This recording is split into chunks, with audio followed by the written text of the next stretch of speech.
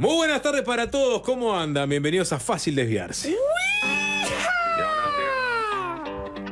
¿Cómo andás, Nicolás? ¿Qué dice Sapo? ¿Cómo andamos? Bien, un saludo para el Tanito que está registrando todo este arranque. Tengo en la Estación Internacional Audiovisual de FM del Sol 3 caripelas.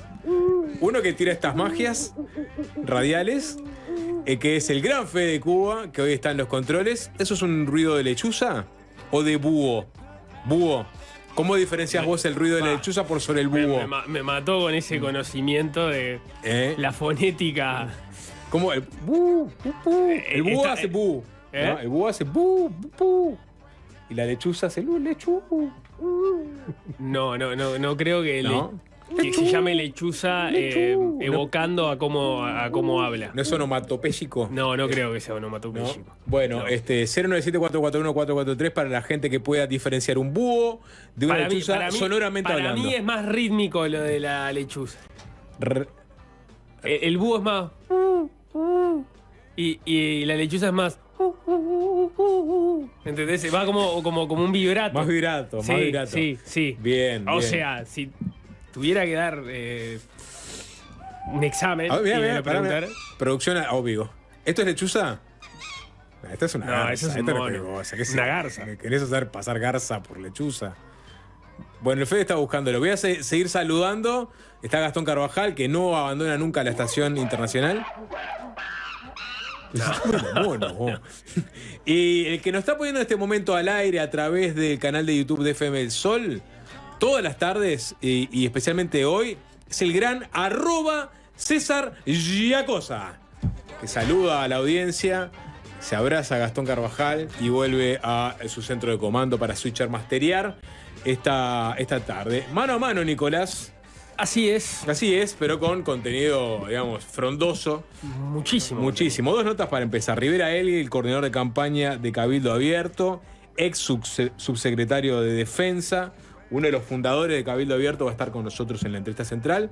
Y más adelante, Federico Araya es economista y fue uno de los autores de los trabajos que presentó el PIT-CNT hace algunos días cuando lanzó su campaña para discutir una reforma que tienda a la reducción de la jornada laboral. Allí se pusieron al menos 2 documentos arriba de la mesa. Federico Araya es uno de los economistas que trabajó en uno de ellos, donde analizan la experiencia internacional, cómo ha funcionado esto en los últimos 50 años en el mundo, lo que ha generado la literatura académica en torno a discusiones como cómo afecta eso en el empleo, cómo afecta eso en el salario, y también con los datos de la encuesta continua de hogares analizaron, bueno, qué población es la que en Uruguay, cuántos trabajadores son los que efectivamente estarían dentro de esa situación de trabajar más de 40 horas, la propuesta es de reducir 48 a 40 horas, y también cuáles son los sectores que más se verían impactados o por lo pronto tienen más trabajadores en sus respectivas ramas de actividad. Bien, perfecto. Vamos a ir por ahí después de las 6 de la tarde. No tengo encima el celular del programa, pero los voy a leer. 097-441-443, porque ya volaron las entradas para el estadio. Vos tenés, soy de los privilegiados. Yo tengo, pero porque, de antes de que Suárez anunciara. Exacto. Porque en un momento hoy y mañana había tipo 50.000 personas en la fila para comprar entradas.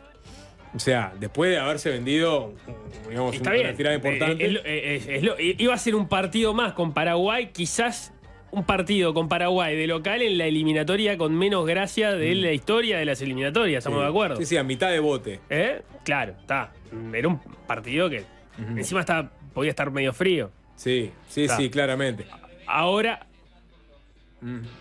se puede volver, o se va a volver un partido histórico. Sí, el último partido de Suárez con la selección. El último, reventa. En este momento ya tiene que haber reventa. Mercado Libre, César, por ejemplo. No fomentamos ese tipo de actividad. Quiero ver simple. Yo soy periodista. ¿No fomentamos ese tipo de actividad?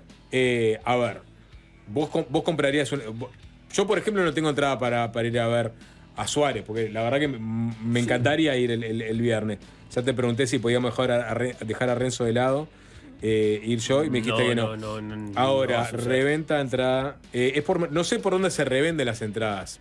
Lo puedo leer a través de YouTube porque no tengo el celular, como le dije. Pero estás averiguando, estoy buscando ¿estás utilizando la radio para beneficiarte? No. Quiero saber simplemente por dónde mueve la gente las entradas que sacó de más. No sé, en la puerta del estadio, ¿Y a por cuánto ejemplo. las están vendiendo? Reventa Uruguay. La entrada con código no terminó matando un poco la reventa. O sea, la entrada digital. Perdón, está en uno de los casilleros allá del fondo. Ese es un Qué mensaje grande. hacia Fede. Estamos raleados, sepan entendernos. Somos lo que somos y con la. No des lástima, no apeles a la lástima. Apelá a la excelencia. Siempre. Pero para tener la excelencia necesito la compañía de los oyentes que me van a dar los piques de dónde comprar entradas por reventa. Me decías, el código QR. Sí, claro. Si por ejemplo la entrada digital no termina matando la reventa. Sí. La entrada digital no termina matando la reventa, pero vos no podés compartir. Pero vos le reenvías tu entrada a otra persona. Tan fácil como eso. Sí, pero es menos práctico. No, está bien, Al lo podés contrario, hacer es mucho por más internet. fácil. O sea, a vos Sí, te está bien. llega un código QR a tu celular, a tu mail, plac, se lo reenvías. Y Tenés para razón, acabo de observar Sí. una tontería. Marketplace, la fuente marginal de esta radio, me aporta el dato. Marketplace se está moviendo. Me interesa igual saber, esa persona que me escribe, a cuánto en este momento se están moviendo las entradas para el partido entre Uruguay y Paraguay, la EP de Suárez, ¿no? Porque hay gente que está dispuesta, yo creo que a pagar buena guita para estar en uno de los partidos más importantes de la historia de Uruguay. Por lo que significa, qué grande, Fede, sos tan grosso, sos mejor que Alvin. No, mentira, lo queremos mucho, Alvin. Son igual de buenos los dos. Ahora sí tengo el celular. No sé si es uno de los partidos más importantes. ¿Es un partido histórico? Sí, sin duda. Va a ser un partido histórico. Va a ser el último partido de Sí. Suárez con la selección. Ahora, partido importante No, está bien, obviamente. es lo que se juega. Y no se juega tanto. Se juegan 3 puntos, es una eliminatoria. Pero O sea, yo creo que es el fin de una era también. O sea, sí, claro. ¿no? Porque más allá de Suárez, es el fin de la celeste gloriosa. O la celeste que a todos nos encandiló, a todos nos ilusionó. La celeste La celeste que que no ganó tanto, pero que sin embargo. No ganó tanto, es verdad. ¿No? Ganó una Copa América. Buena Copa América. Que en Chumi, realidad. la verdad. ¿Eh? Fue el cuarto lugar en el mundial, lo que nos dejó a todos como locos. Después de Pero una sequía importante mundial. nos hizo pensar que se podía. ¿No? Sí. Yo creo que ese es el mérito que tuvo esa selección. Yo no sé, yo no fui niño en los 80. Llegué a tener. Fuiste. Egresé de los 80 con 3 años, ¿no? Ujú. Entonces no tengo recuerdos de eso. Me imagino que ahí claramente, tanto por clubes, tanto por la selección, pero sobre todo por lo que obtuvieron los clubes, vos pensabas que podías, Sí, obvio. ¿no? Pero después vinieron los 90 y en los 90 la sensación era que no se podía ni ir. Pero a nivel de selecciones no podías. Ya te das cuenta que no había sido a 2 mundiales seguidos. Sí, tuviste Se la perdió Copa el 82. América del 95. Claro, pero en el 86 te comiste 6 con Dinamarca. Ahí te diste cuenta que vos ya no podías.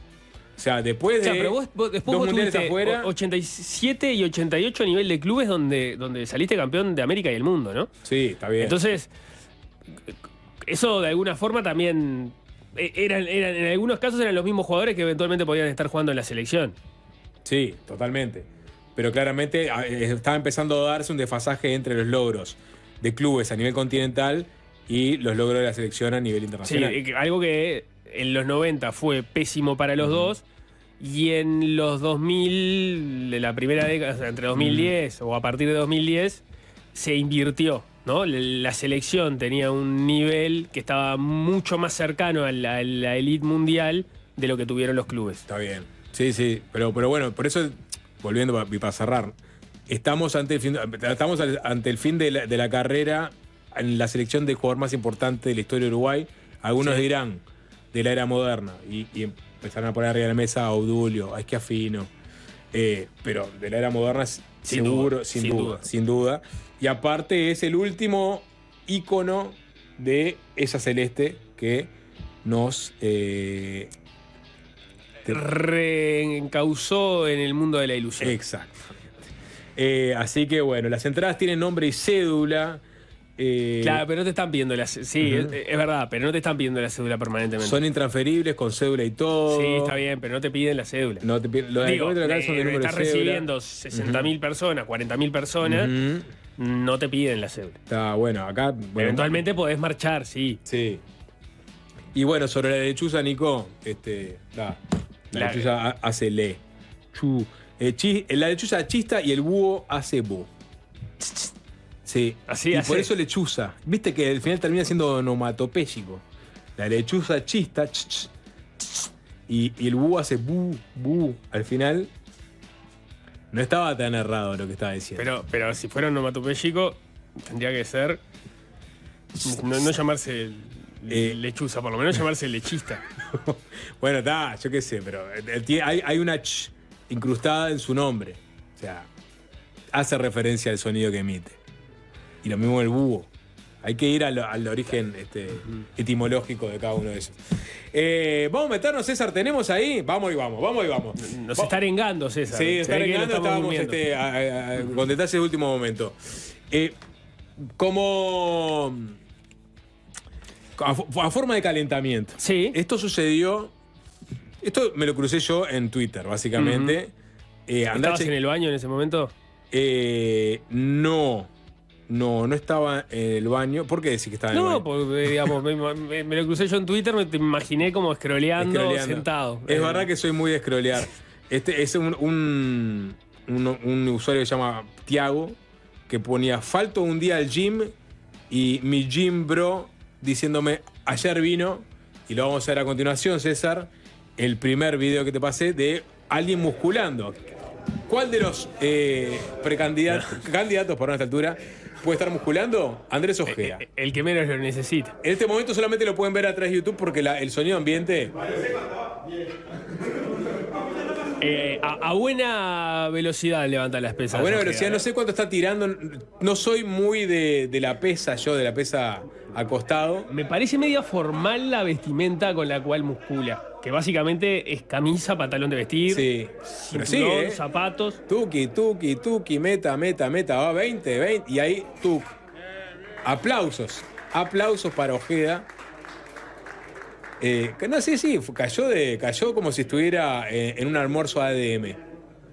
Se pone el saco y O sea, arranca para pasó a saludar. Pasó a saludar y tiró 20.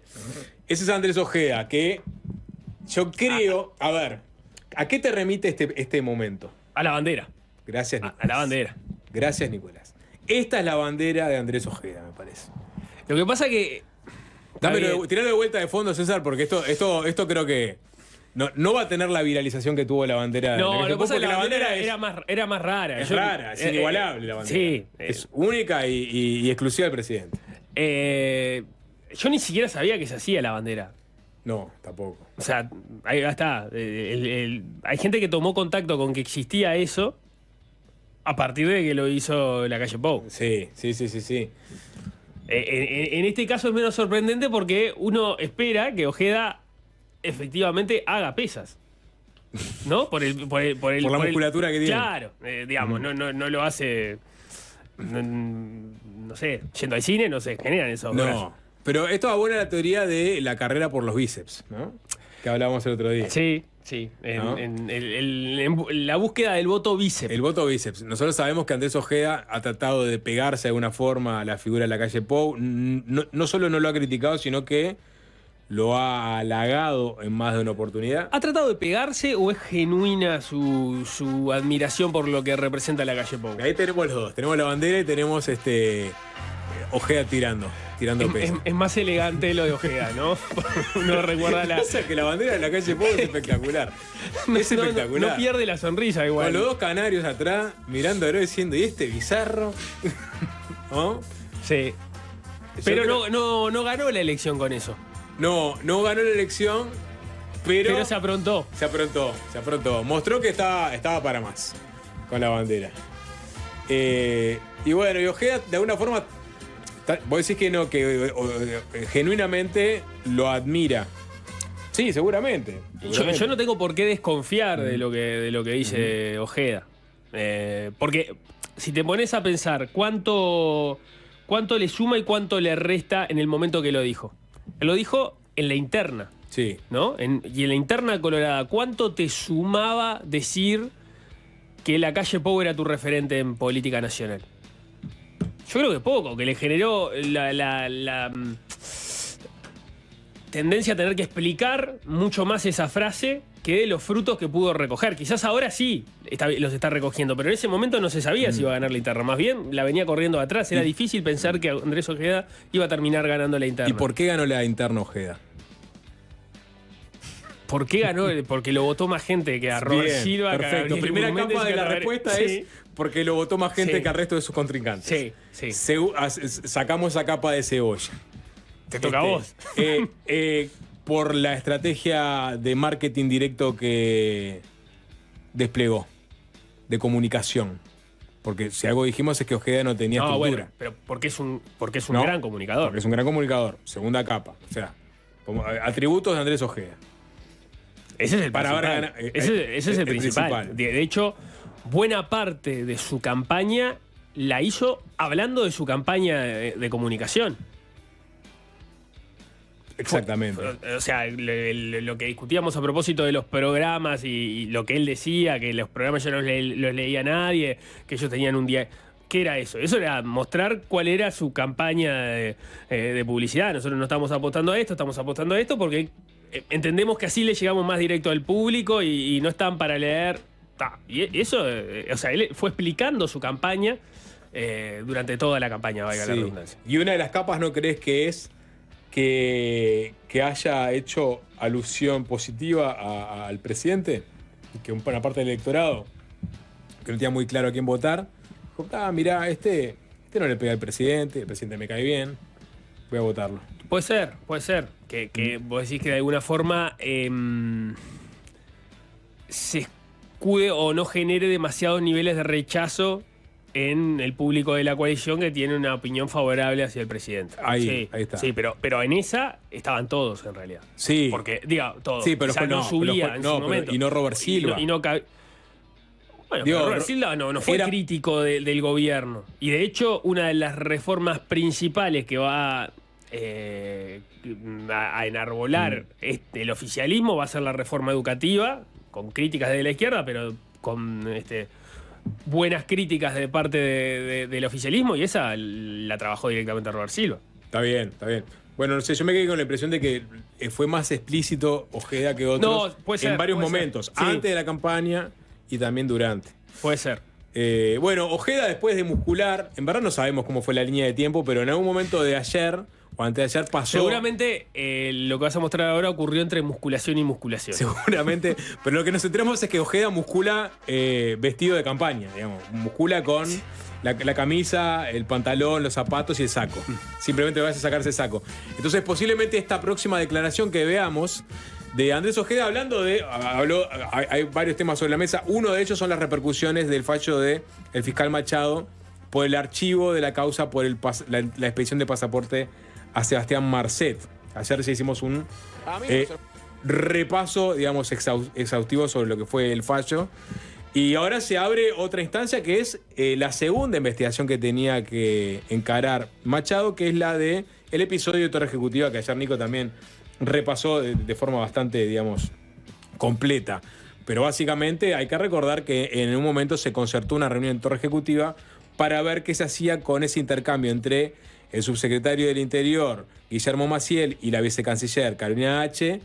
Intercambio en donde Maciel le preguntaba cuál era la situación de Marcet, este narco peligroso y pesado. Bueno, ese intercambio, después de que de alguna forma blanquearan que existió en la interpelación por el caso del pasaporte Marcet, el Frente Amplio hace un pedido de acceso a esos chats que termina judicializado, y es la justicia la que le pide a ambos que lo entreguen. Bueno, se juntan en la Torre Ejecutiva para concertar qué hacer con ese exhorto de la justicia cuando se vencía el plazo.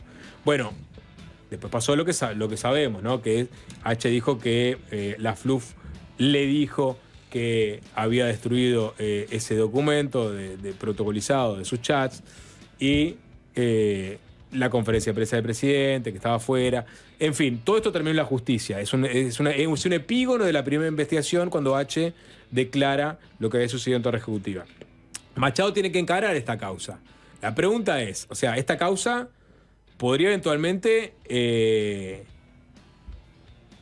hacerle caer el peso de la ley a alguno de los participantes. Por ejemplo, por haber destruido un documento público. Es algunas preguntas que empiezan a aparecer, ¿no? Roberto Lafluf Si se comprueba que efectivamente destruyó aquel documento, cometió un delito, ¿qué delito cometió?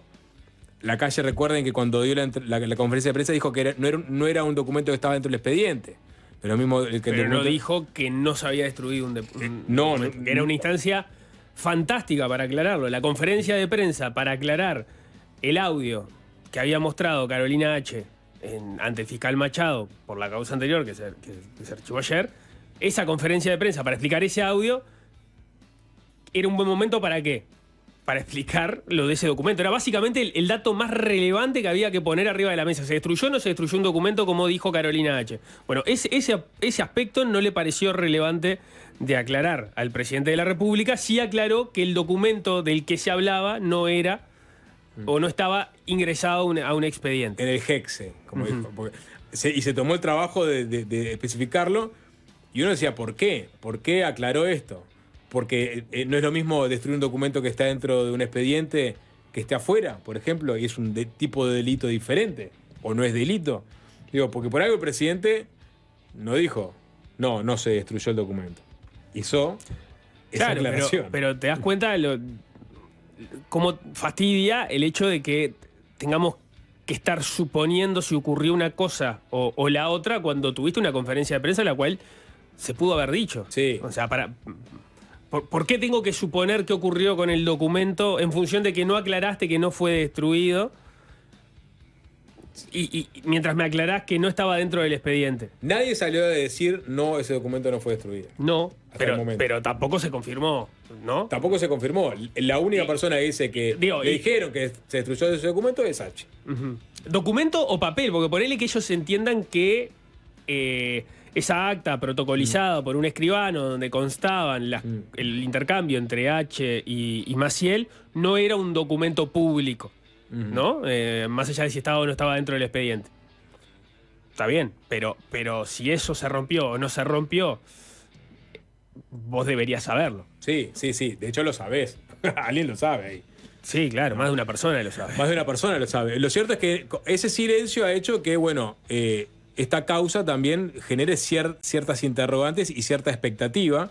Y es una causa que perfectamente se puede incrustar en la campaña. Porque si el fiscal Machado empieza a citar a los principales protagonistas, que incluye al presidente, a su asesor en comunicación, a 2 subsecretarios, a gente de Cancillería, ¿no? O sea, tenés un ruido político extra en vísperas de las elecciones. Y está bien eso que decís de el simple hecho de empezar a llamar va a ser un hecho político, sean los eventuales indagados culpables o inocentes. Absolutamente. ¿No? Entonces, y quizás si empezás a llamar gente para después algo que no se termina comprobando, pero no se termina comprobando después de la elección, pero los empezaste a llamar antes, antes de definir si son inocentes o culpables, los terminás perjudicando cuando son inocentes. ¿Cómo desarticulás esta bomba política, este ruido político, diciendo no, nunca se destruyó un documento?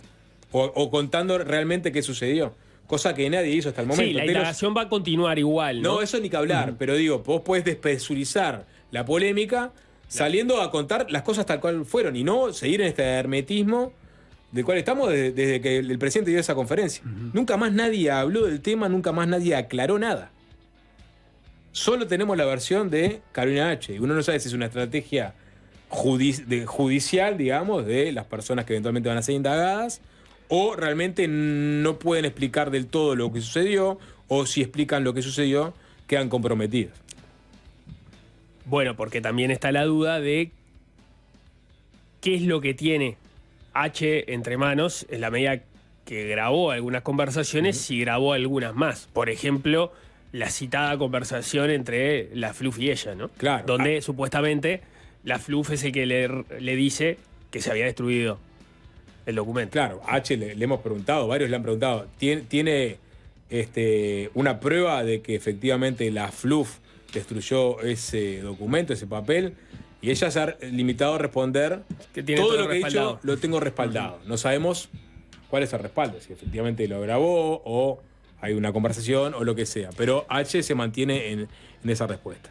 Eso como hipótesis es una de las hipótesis, valga la redundancia, de que en esa conferencia no se haya salido a desmentir la versión de H. Claro, Digamos, como hipótesis, ¿no? El hecho de decir, bueno, cualquier cosa que se salga de lo que dijo H puede eventualmente aparecer como prueba en caso de que haya sido cierto. Claro.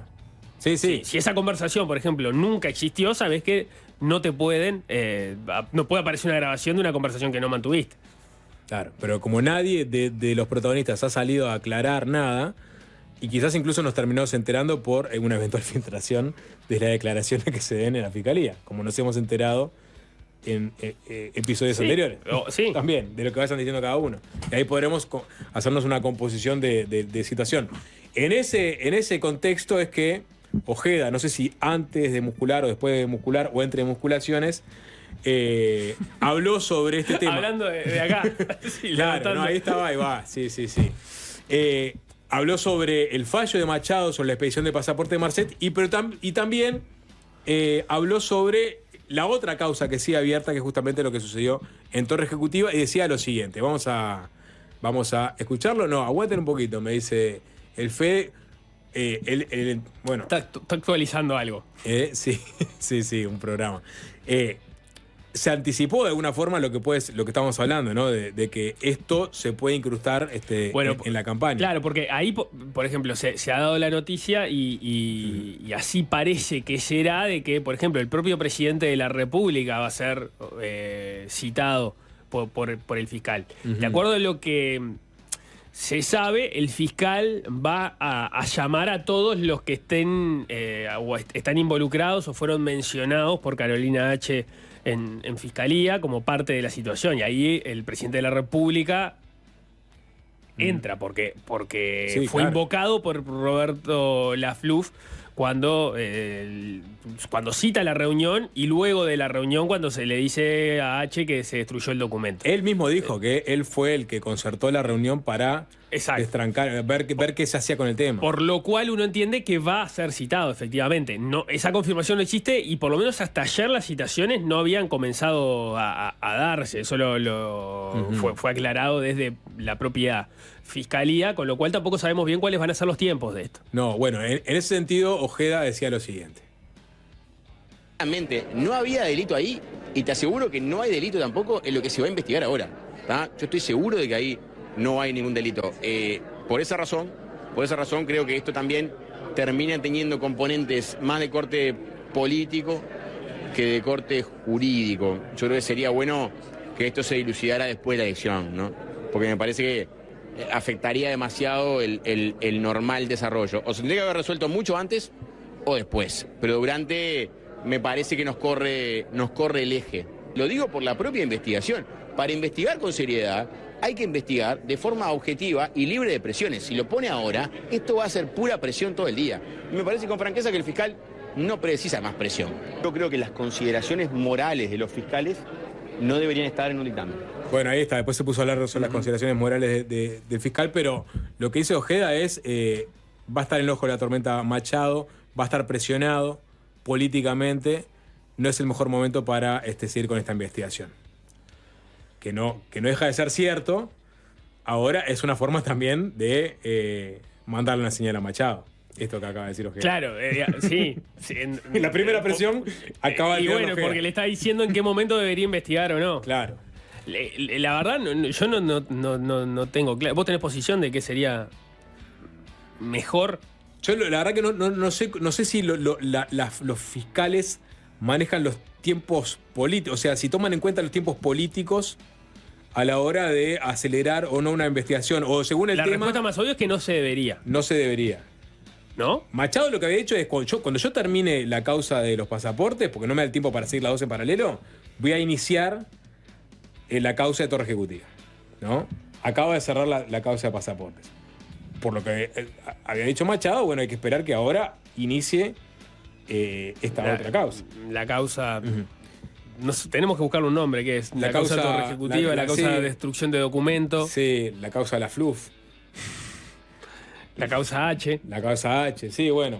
Llamale H, llamale la FLUF. Lo cierto es que no sé si Machado... no sé si los fiscales toman en cuenta el contexto político a la hora de... Capaz que sí a la hora de acelerar la resolución de un caso, pero no sé si a la hora de iniciar una investigación. O sea, lo que vos esperás es que no ocurra en la medida de que vos vayas con absoluta independencia sin mirar nada más allá de tu propio trabajo, ¿no? Eso sería como el deber ser. Después vos podés decir, mirá, qué casualidad que cuando este fiscal archivó algo, archivó de un lado y del otro, ¿no? Tenía dos causas distintas y las archivó y en pocos días o en pocas horas aparecieron los dos archivos, ¿no? Y uno favorecía el oficialismo y otro favorecía a la oposición. Entonces vos decís, bueno, podés especular. Decir, capaz que... Pero también es verdad que si vos no sabés a dónde te va a conducir la investigación y empezás a llamar actores relevantes del gobierno, que quizás después terminen exonerados de toda culpa, pero vos vas a tener el resultado después de la elección y los vas a empezar a llamar antes, es verdad que vas a estar jugando un rol. También es verdad que la coalición se mete sola en ese problema, la coalición de gobierno, ¿no? Porque Ojeda hablaba de que va a ser una compulsa más de tinte político que de tinte jurídico, porque está seguro que ahí no va a terminar nada. Pero quien tiró la bomba arriba de la mesa para protegerse también, porque entendía que iba a ser carne de cañón de todo ese lío político que se había armado, pero quien puso eso es un lío de la coalición. El Frente Amplio lo que había hecho era ir a la justicia a pedir la información y después todo el lío lo armaron con lo que hicieron en la interpelación y con lo que después terminaron haciendo o intentaron hacer para no entregar los chats. Es un error no forzado, claramente. Claramente. Y absolutamente evitable. Y se metieron en este baile sin necesidad alguna. Porque por lo pronto por errores de estrategia.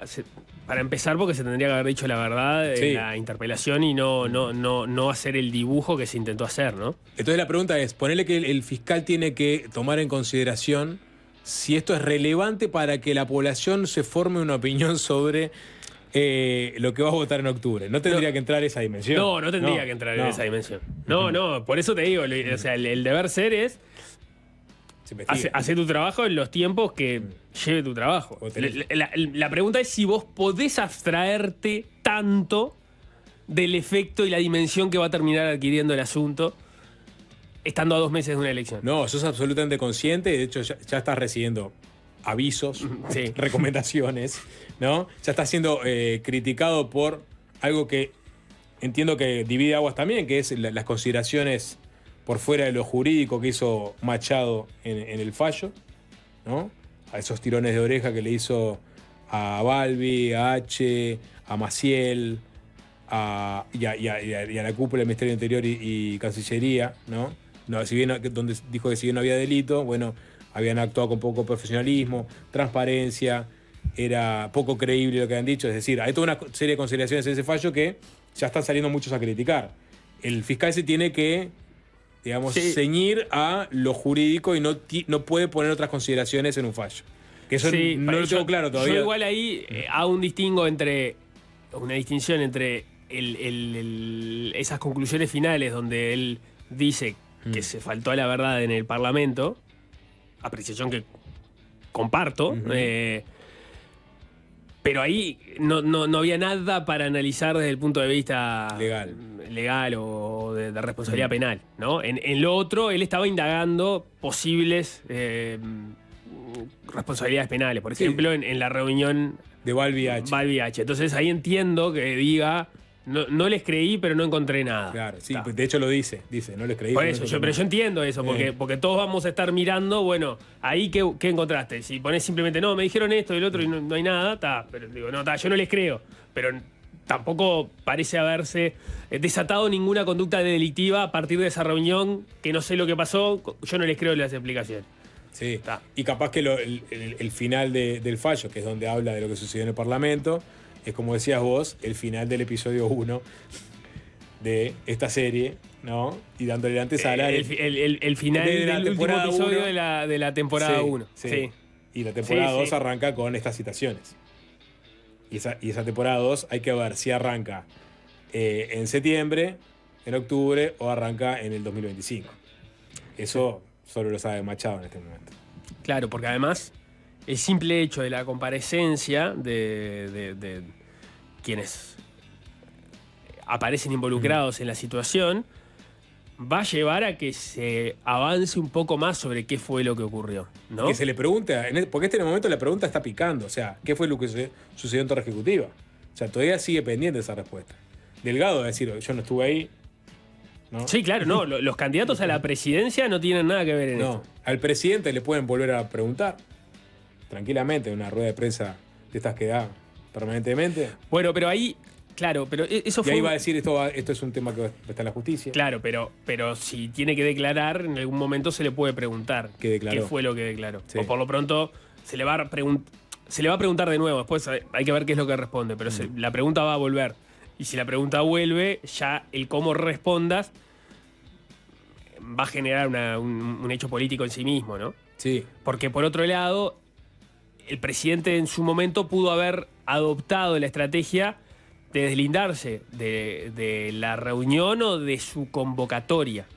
Y eso no fue lo que hizo en la conferencia de prensa cuando habló luego de que los audios se presentaron en Fiscalía. No, él se hizo cargo de la génesis de la reunión y dijo que tuvo unos minutos. Entonces eso, ya ahí se vuelve mucho más difícil que él se deslinde de las responsabilidades que surjan de ahí. Lo que pasa es que, ¿cuáles son las responsabilidades que surgen de ahí? No sabemos. Capaz que nada. Capaz que nada. Vos decías de desacato. Bueno, al final del partido no hubo desacato porque se terminó presentando. Creo que le dije eso fuera del aire, Sapo. Sí. Bueno, lo decimos al aire. O sea, ¿qué eventuales figuras delictivas podrían aparecer ahí? Porque hay una eventual destrucción de un documento. Claro, hay que ver qué tipo de documento es. Que podía caber si en realidad no se destruyó un documento, sino que lo que se hacía era decidir no presentarlo, en la medida que vos ya sabés. Pero eso no se terminó haciendo. Entonces, ahí cabe alguna figura penal. Si no se destruyó nada... Y si se destruyó... cabe una figura penal y depende del documento que se destruyó, si estaba dentro de un expediente o afuera, cabe una figura penal. Bueno, después tenés el tránsito de ese documento desde Cancillería a Torre Ejecutiva, ¿no? ¿Quién lo sacó? ¿Cómo sacaste un documento de un ministerio a Torre Ejecutiva? ¿Eso es legal? ¿No es legal? ¿Quién participó de eso? ¿Dónde está la persona que participó de eso? ¿No? Porque en Cancillería no se hizo investigación administrativa a propósito de ese episodio con el argumento de que eso ya está siendo investigado por la justicia. Pero bueno, ahí hubo personas involucradas en ese presunto traslado. Vamos a hablar de presunto porque más allá de que no fue desmentido, estamos solo con la versión de H. Bueno, eso no tuvo consecuencias para ningún funcionario, salvo para Bustillo, dentro de Cancillería, digo, que fue quien terminó siendo renunciado a partir de que se conocieron los audios, ¿no? Sí. Bustillo básicamente quería que no entregara esos audios, H. Sí. Esos intercambios, ¿no? Sí, después hay distintas miradas a propósito de en qué contexto se dan esa conversación, ¿no? Sí. Si en realidad Bustillo estaba efectivamente sugiriéndole que perdiera el celular porque no quería que eso saliera a la luz, o si era H quien estaba también preocupada porque eso se viera a la luz. Digo, porque ahí depende con quién hables, sí. cuál es la conversación que te ponen arriba de la mesa. Lo cierto es que ocurre lo que H grabó. Bustillo le sugiere a ella que pierda el celular y además habla de la posibilidad de incidir en la investigación administrativa que se estaba realizando en ese momento y que involucraba precisamente, requería esas comunicaciones, ¿no? Sí. Lo cual se cae por su propio peso de que es inconveniente para la función pública. Bueno, vamos a ver qué pasa con esta investigación, si Machado decide arrancarla ahora y la incrusta en la campaña y va a hacer ruido seguro, o si toma la recomendación de Ojeda de posponerla para después de noviembre. Lo que pasa es que después que te lo recomiendan también ya te ponen en el brete de si le haces caso o no. Sí. ¿Me estás agitando? ¿Sabes qué? Ya mismo, vos también vos fuiste mencionado, no me importa, también venís a declarar. El primer citado es Andrés Ojeda. Vamos a escuchar música. Se conoció el line-up A poco le importa, ¿no? Pero es como es un episodio cultural anual cuando se conoce el line-up de Lollapalooza Argentina, que se da por lo general en estas fechas. Va a ser el 21, 22 y 23 de marzo en el hipódromo de San Isidro. Estaba buscando si había algún uruguayo en la grilla y como no conozco buena parte de los músicos nuevos uruguayos que hacen trap o similares, no puedo decir si hay un uruguayo porque los nombres que veo acá no me suena ninguno. Sí, obviamente hay argentinos muchos. Está Woz, por ejemplo, para tirar uno solo. Y los internacionales, los headliners, Olivia Rodrigo, está por ahí. Justin Timberlake, Shawn Mendes. Tan Biónica aparece como headliner. Alanis Morissette, para los más nostálgicos. Y la banda de metal Tool. Tool está en la grilla y es, yo creo que para los más veteranos y más rockeros, es la gran novedad, porque Tool nunca tocó en Argentina. En 35 años de carrera, y mirá que han tocado todos en Argentina, Tool nunca tocó. Así que la banda de California va a estar tocando en el Lola el año que viene. Y entre los que están mechados ahí está mi banda nueva preferida. Los irlandeses de Fontaines DC van a bajar a Sudamérica, van a girar por esta parte del mundo, dentro de Lollapalooza, pero me imagino que también van a hacer fechas aparte en solitario. Así que vamos a aprovechar para escuchar un temita de ellos, de su último disco, el Romance, que salió hace unas semanas. La canción se llama Bug.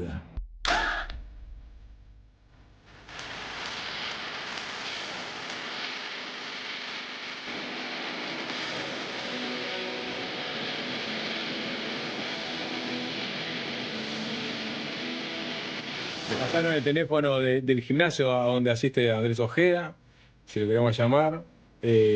No ahora, pero es nota en cualquier momento de la campaña. Sí. Bueno, otro tema, Nico, cortito, bueno, ya se viene a Rivera L. Ayer se reunió la mesa política del Frente Amplio, tenía por lo menos dos temas relevantes para discutir. Uno era el malestar que iba a plantear y que de hecho se terminó discutiendo por parte del Partido Comunista y otros sectores del Frente Amplio, el malestar que generó el documento de Frente Amplistas por el No, ese centenar de economistas y profesiones anexas en contra de la papeleta por el sí de la reforma del plebiscito que promovió el PIT-CNT con organizaciones sociales. Se discutió, a grandes rasgos se entendió que no se habían excedido de los márgenes definidos por la libertad de acción, pero igual se acordó bajarle la temperatura al diferendo, incluso también tener cuidado con los manejos de la comunicación visual para que no parezca que es una posición institucional del Frente Amplio, una u otra postura.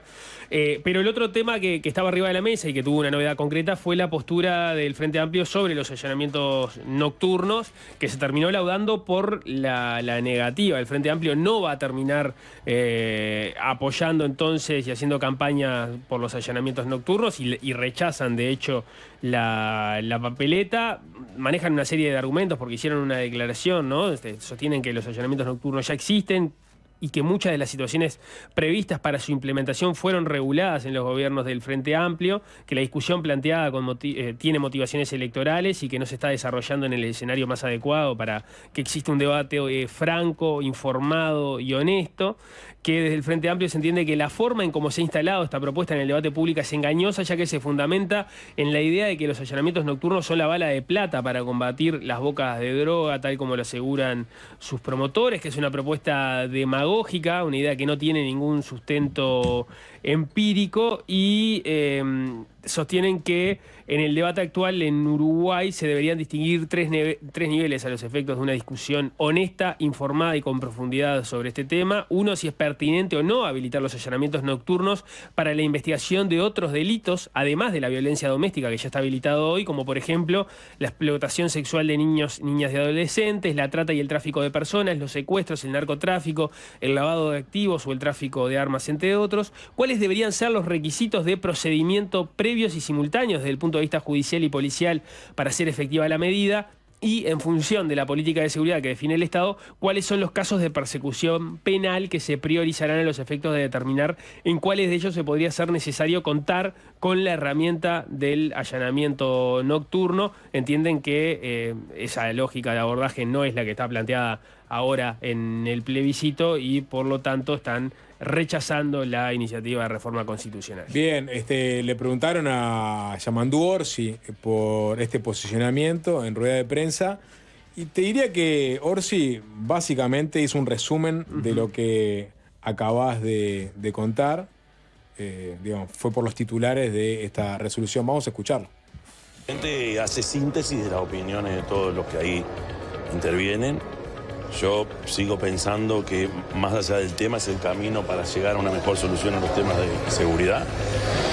Siempre dije que no me parece que sea el plebiscito porque no me parece en realidad que sea la reforma de la Constitución lo que nos permite resolver mejor esos asuntos que tiene que ver con las bocas de venta de droga en los barrios, etcétera, etcétera. Más allá de lo que puntualmente se resolvió, hay una cuestión de fondo que creo que hay que seguir analizándola, porque la situación en los barrios está complicada, la gente quiere que de alguna forma el Estado se lo resuelva, y bueno, hay que ser claros en que se puede resolver, que hay que quizás flexibilizar algunas disposiciones, pero no es yendo por el lado de la reforma de la Constitución y creo que no es necesario, o sea que creo que a través de la ley se podría avanzar un poco más, sabiendo siempre que no es la solución al problema del narcotráfico, no es la bala de plata como se ha dicho, sino que es una herramienta. Bien, no es la bala de plata, es una herramienta. Sí, ahí me parece, creo que ya lo llegamos a hablar en alguna oportunidad, desde el Frente Amplio se esfuerza un poco el argumento que han manejado los promotores de la iniciativa. Yo creo que la referencia a la bala de plata la hizo Luis Calabria, asesor en temas de seguridad en este momento de Álvaro Delgado, creo que llegó a aludir en algún momento como eso, pero en líneas generales nadie plantea... No, plantea todo lo contrario, que es una herramienta más para combatir el narcotráfico. Es más, hay que ver, ya hicimos el recorrido del arco discursivo de Andrés Ojeda en este tema, diciendo que no era necesario reformar la Constitución para incorporar esta dimensión del trato del narcotráfico, que no era la solución. Ahora revisó su postura y entiende que sí, pero también entiende que no es la solución mágica. No sé, Carlos Camí, si también... Es claro en decir que es un instrumento más y que no es la solución. Lo que pasa es que es el instrumento que se debería cambiar por la vía constitucional según su lectura, más allá que hay otras tesituras arriba de la mesa, como por ejemplo una ley interpretativa, ¿no? Claro, ahí tenés a Orsi, digamos, diciendo eso, no es necesario o no es conveniente meter este tema en la Constitución, pero sí a través de la legislación de una ley interpretativa.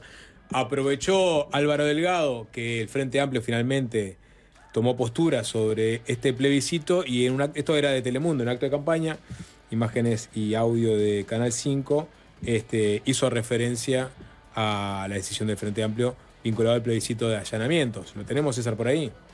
El de Delgado, exactamente, vamos a escucharlo. El Frente Amplio se acaba de abrazar al pasado. Acaban de resolver votar en contra a los allanamientos nocturnos, que es un instrumento a favor de la policía y la fiscalía para ir contra las bocas de pasta base. El Frente Amplio tiene sus bases programáticas, porque programa no tienen. La desprisionalización, una palabra difícil de pronunciar pero fácil de entender, que es abrir las puertas de las cárceles. Eso ha pasado. Y ya se pasó. No quiero volver. No quiero volver. Ahí está, por un lado, digo, es el anverso de Orsi, ¿no? Forzar también algo, la bala de plata y la desprisionalización que se incluye en el plan del Frente Amplio, que claramente no habla de abrir las porteras de las cárceles, sino que es buscar medidas alternativas, ¿no? Penas alternativas. Sí, y en todo caso entender la tasa de prisionalización como un problema del sistema penitenciario uruguayo, algo sobre lo cual no hay tampoco demasiada discusión, ¿no? Por eso tenés los niveles de hacinamiento que tenés, etcétera, ¿no? Sí. Bien, vamos a hacer una tanda y ahora sí... Hubo críticas, también de Luis Alberto Heber, que dice: el Frente Amplio está en contra de habilitar los allanamientos nocturnos. Es raro porque Mujica, Bonomi, Jorge Vázquez y Guarteche lo pedían como una herramienta fundamental para combatir las organizaciones criminales. ¿Qué cambió? No quieren dar la batalla contra el narcotráfico, se preguntó. Y autor, digamos, de la iniciativa en este periodo, Carlos Cami, el senador del Partido Nacional, dice: sorprende que el Frente Amplio se haya expedido en contra de habilitar los allanamientos nocturnos con orden expresa y fundada de juez competente en los casos y formas definidas por la ley, aun cuando calificadas y representativas voces frente amplistas se han expresado a favor, también aludiendo a los jerarcas que mencionábamos recién. Eso es verdad. Después, en todo caso, hay que rascar en la interna del Frente Amplio si es un toma y daca esto, ¿no? Porque es verdad que el MPP, sus principales figuras en gobiernos pasados, estaban a favor del instrumento del allanamiento nocturno. Ahora estamos encontrando como esta respuesta un tanto diluida, de capaz que no es lo más conveniente que quede en la Constitución, que se puede hacer por una ley interpretativa, pero las herramientas la defendieron algunos actores del sector más pesado del Frente Amplio, que es el MPP.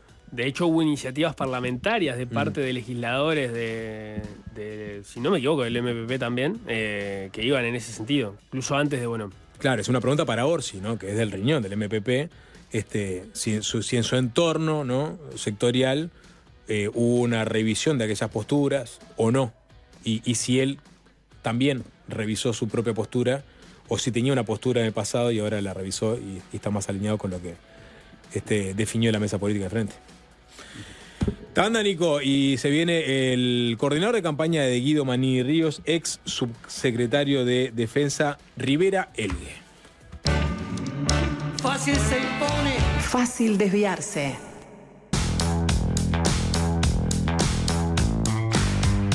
Como que no quiere la cosa, faltan menos de 2 meses para las elecciones de octubre y los partidos políticos están lanzando a todos sus jugadores a la cancha para disputar el voto a voto.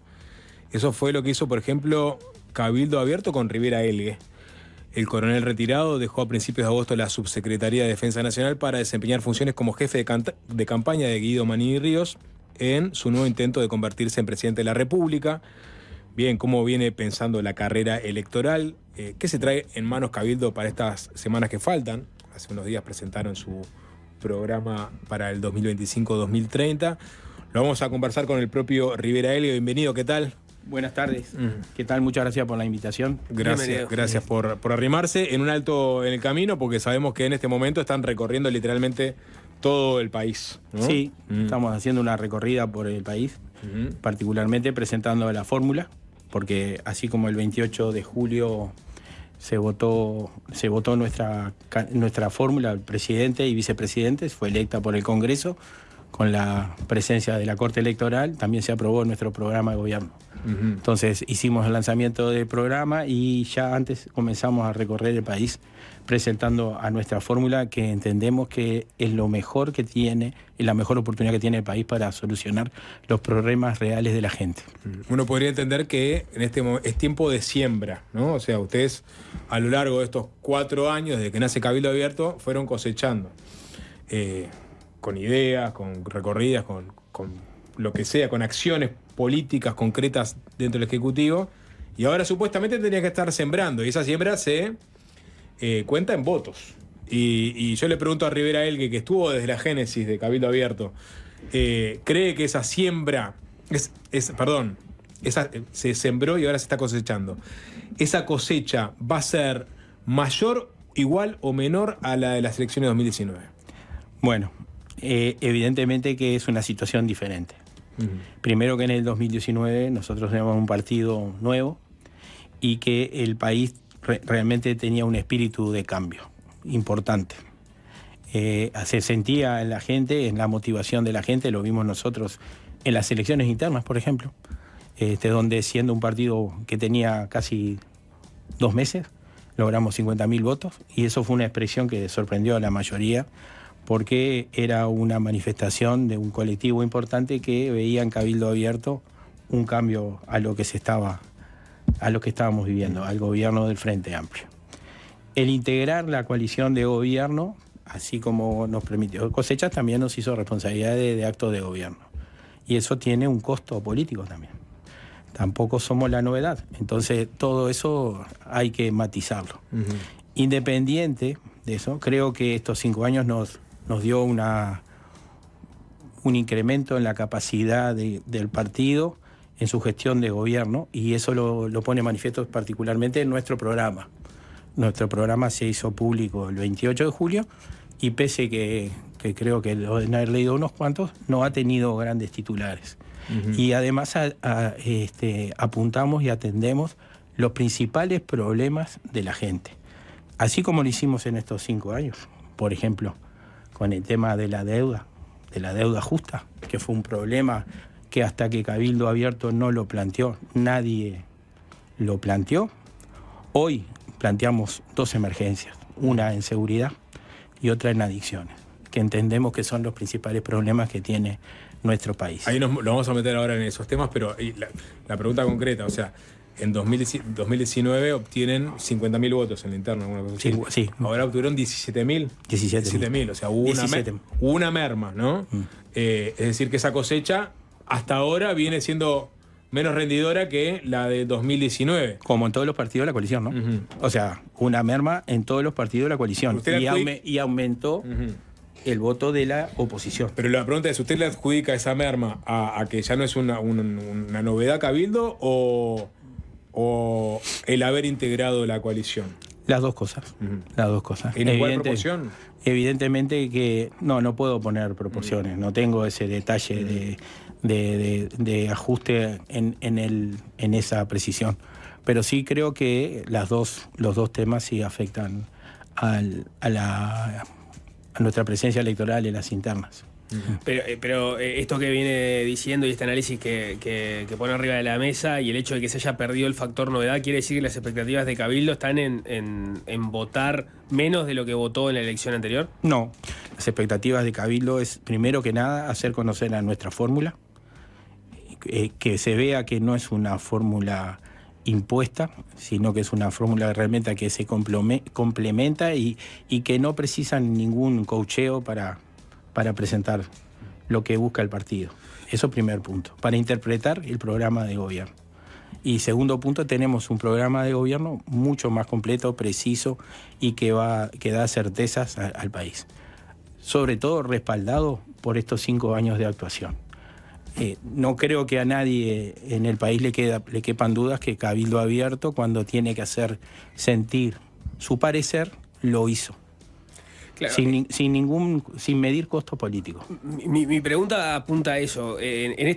Si uno compara con la elección anterior, uno tiene, el Frente Amplio, que fue obviamente muy crítico del gobierno, creció. Después, el Partido Nacional, en este momento las encuestas le dan un poquito por debajo de lo que votó en la elección anterior, pero los sectores más fuertes dentro del Partido Nacional son los sectores que se pelean por ser más oficialistas. La 404, que es la lista del presidente, y el espacio Alianza País, la 40, de Javier García, que también ha sido muy oficialista. Las oposiciones internas del Partido Nacional desaparecieron como tales. El Partido Colorado es el socio fiel, digamos, o sea, definido como el socio fiel del gobierno, está casi que en los niveles, o está cercano a los niveles que votó en la elección pasada.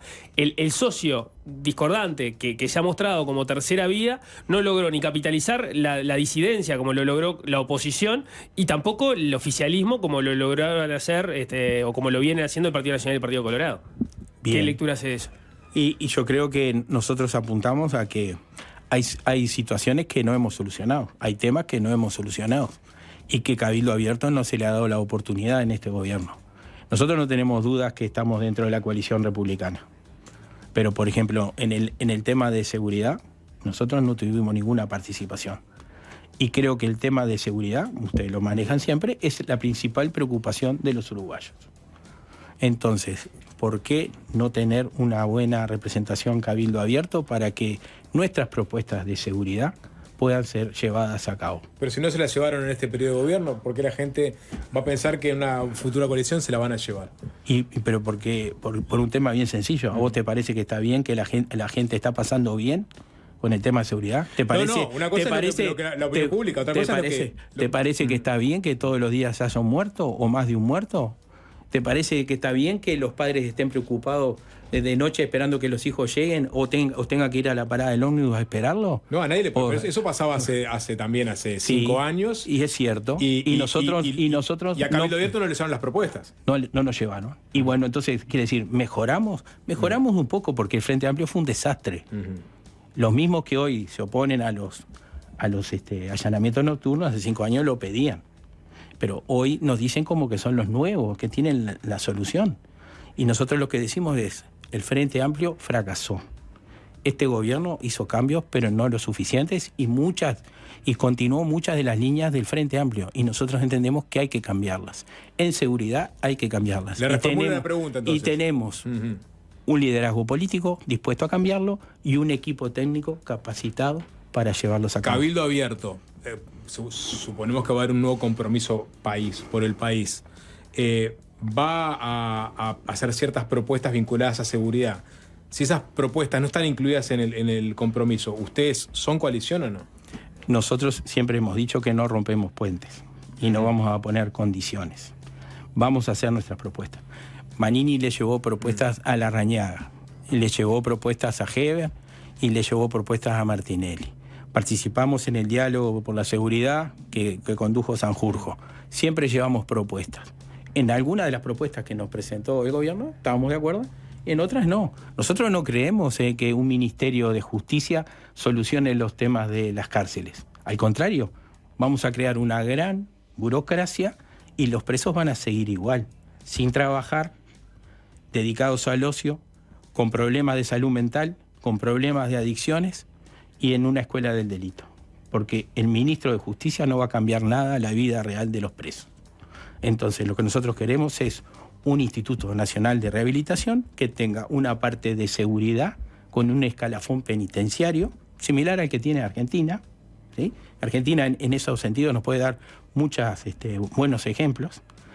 Un escalafón específico penitenciario que se dedique a la seguridad, a la protección y a la inteligencia carcelaria. Porque en un Ministerio de Justicia, ¿quién va a controlar las bandas narcos que mandan dentro de las cárceles?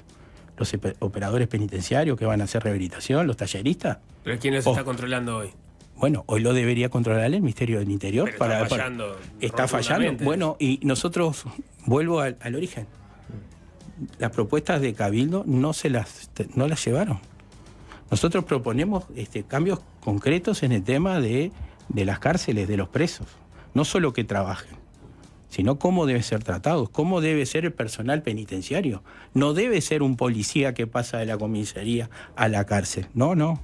Tiene que ser personal capacitado y que tenga la posibilidad, y que deba rotar, porque el personal penitenciario también sufre la cárcel y tiene que tener un tiempo de fuera de ese ámbito y tiene que capacitarse y tiene que capacitar, porque el personal penitenciario tiene una alta rotación, porque es una situación estresante y deben ser considerados en eso.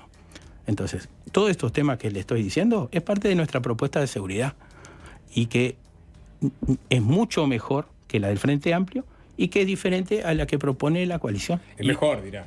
Bueno, yo digo que tiene, pero aparte está desarrollado por técnicos especialistas. ¿El INR en la propuesta de Cabildo de quién dependería? Del Ministerio del Interior. Seguiría dependiendo. Ahí no hay un mayor cambio en realidad. No. Porque ustedes proponen que la policía siga al frente de las cárceles. Hay dos ámbitos.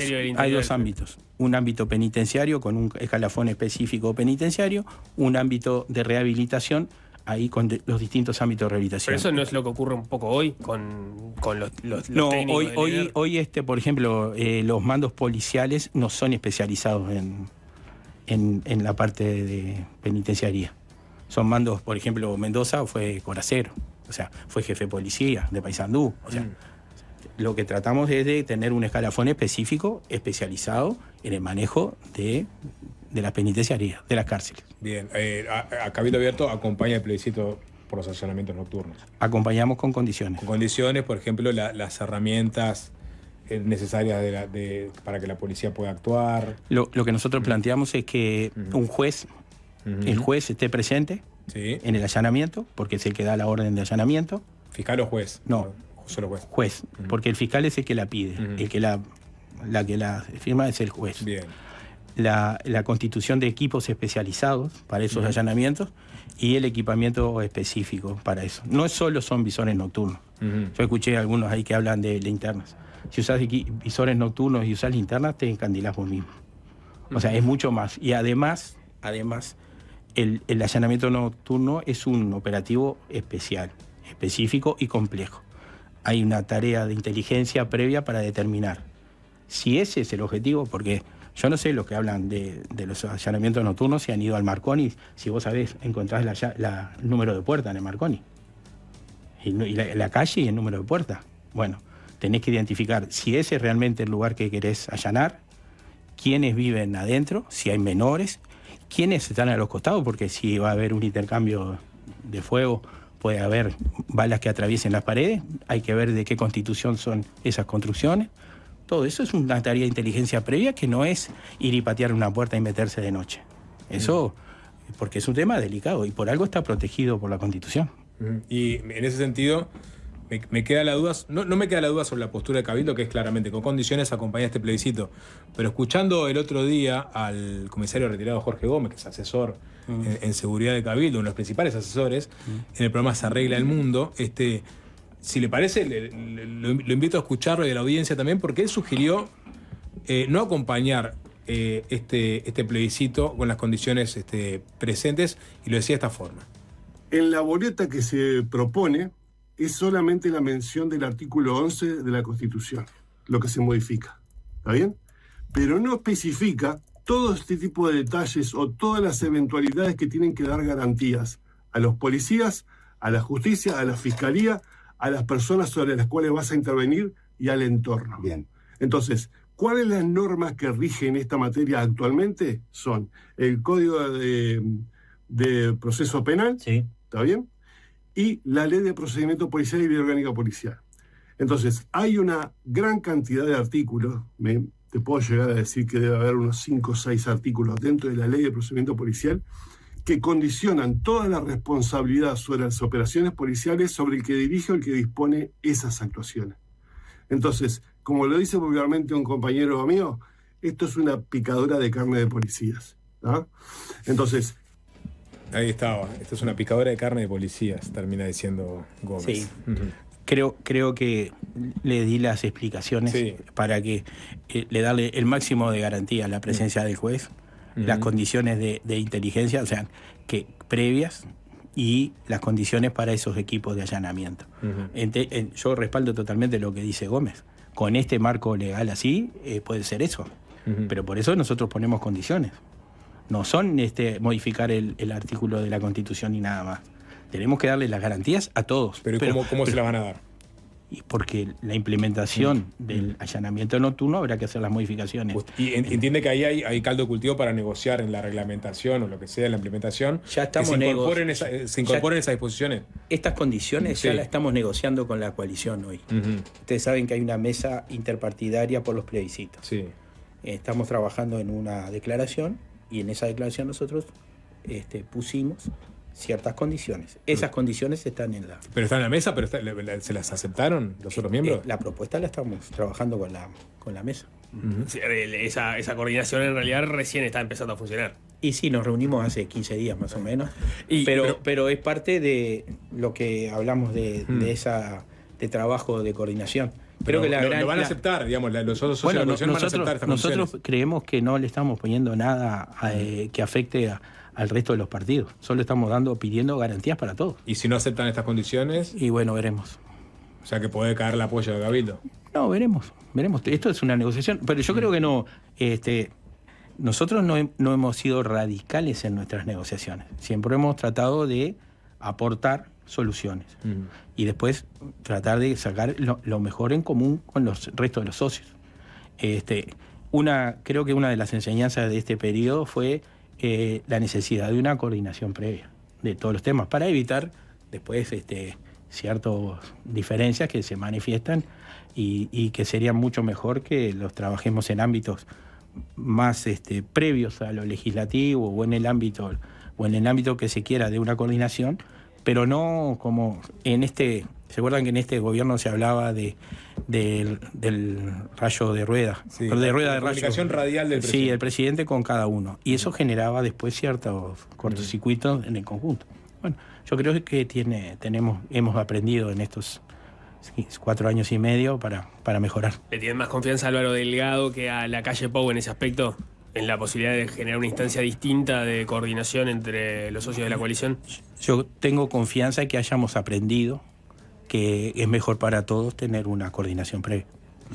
Respecto al tema de seguridad, de todas formas, ¿qué importancia tiene el allanamiento nocturno en relación a las otras propuestas que ustedes ponen arriba de la mesa, que van por otro lado, que no precisan reforma constitucional, en algunos casos ni siquiera reformas legales? Nosotros, hay algunas reformas legales, sí. Por ejemplo, el tema de que las comisarías pasen a ser unidades básicas, o sea, que puedan realizar todas las tareas policiales de prevención, disuasión, investigación, que hoy no pueden. Eso es parte de la presencia de la policía en el territorio, y creo que sí que hay reformas legales importantes, pero en las medidas que planteamos el otro día de emergencia en seguridad, la emergencia de seguridad tiene una razón, y es un para qué, para poder destinar todos los recursos. Si ustedes leen dentro de las propuestas, no las pusimos entre las primeras, pero sí son importantes, son destinar recursos económicos y personal, porque las medidas que planteamos exigen más personal policial. Entonces, en ese caso, la declaración de emergencia les permitía, en este contexto que ya no había ley presupuestal vigente o rendición de cuentas futura, poder movilizar recursos de manera excepcional. Podíamos, no solo movilizar recursos, asignar recursos, está previsto en una ley de presupuesto que se pueda, en los casos de emergencia, así como se hace para la sequía, para otros, también se puede hacer para este caso. Y además, por ejemplo, poder cesar las comisiones del personal del Ministerio del Interior que están en distintas reparticiones, porque se necesitan el personal policial en el Ministerio del Interior. Y tratar de volcar el personal ejecutivo en las tareas ejecutivas que planteábamos dentro de las acciones. También planteamos, por ejemplo, el tema de frontera. Ustedes saben que hay un decreto de frontera del 2020 que implementaba la ley de frontera que se votó en el 2019. Ese decreto lo redactamos en febrero con la Fiscalía y se emitió al principio de marzo del 2020, previo a la pandemia. Ahí el fiscal Díaz hizo hincapié, en ese momento era fiscal todavía, en que para que los militares podrían inspeccionar un vehículo o pedir documentación, tenía que haber indicios de hechos delictivos, de haber cometido o estar por cometer. Eso no está en la ley, está en el decreto. Nosotros lo que planteamos es modificar esa norma y que los militares puedan pedir la documentación a cualquier persona y a cualquier vehículo en la franja de 20 kilómetros. ¿Por qué? Porque eso nos permite aumentar la disuasión y la presencia y un control efectivo, más efectivo de la frontera. Si ustedes recuerdan, después que se declaró la emergencia sanitaria, hubo un cierre de fronteras. Y por ese cierre de fronteras, las Fuerzas Armadas pedían la documentación a todos los vehículos. Eso fue el incremento mayor de presencia y de que toda la gente vio un aumento de la disuasión de la presencia de las Fuerzas Armadas en frontera. Después que cesó la emergencia sanitaria, ya volvimos a la presunción de un delito posible cometido o por cometer. Entonces ahí la capacidad de las Fuerzas Armadas de inspeccionar y eso se redujo sensiblemente. Entonces nosotros entendemos que hay que darle esas posibilidades y aumentar la presencia en frontera. También debemos mejorar nuestra capacidad en radares, tanto en el espacio aéreo como en la costa, que no tenemos radares, y eso permite... Hoy se van a instalar o se están instalando 3 escáneres en el puerto de Montevideo. Eso quiere decir que el famoso efecto globo, ¿no? Apretamos el puerto, van a tratar de salir por la costa. Hoy no tenemos una cadena de radares ni medios marítimos que nos permitan interceptarme. Si ustedes recuerdan, hace un año y medio por ahí, hubo una lancha así que se dio vuelta en el departamento de Rocha y cayeron 1.000 y pico de kilos de cocaína. Eso, no, 1.000 y pico de kilos de cocaína no es una prueba. Nadie prueba con 1.000 y pico de kilos de cocaína. Eso es una conducta habitual. Nosotros no tenemos la capacidad de controlar la costa.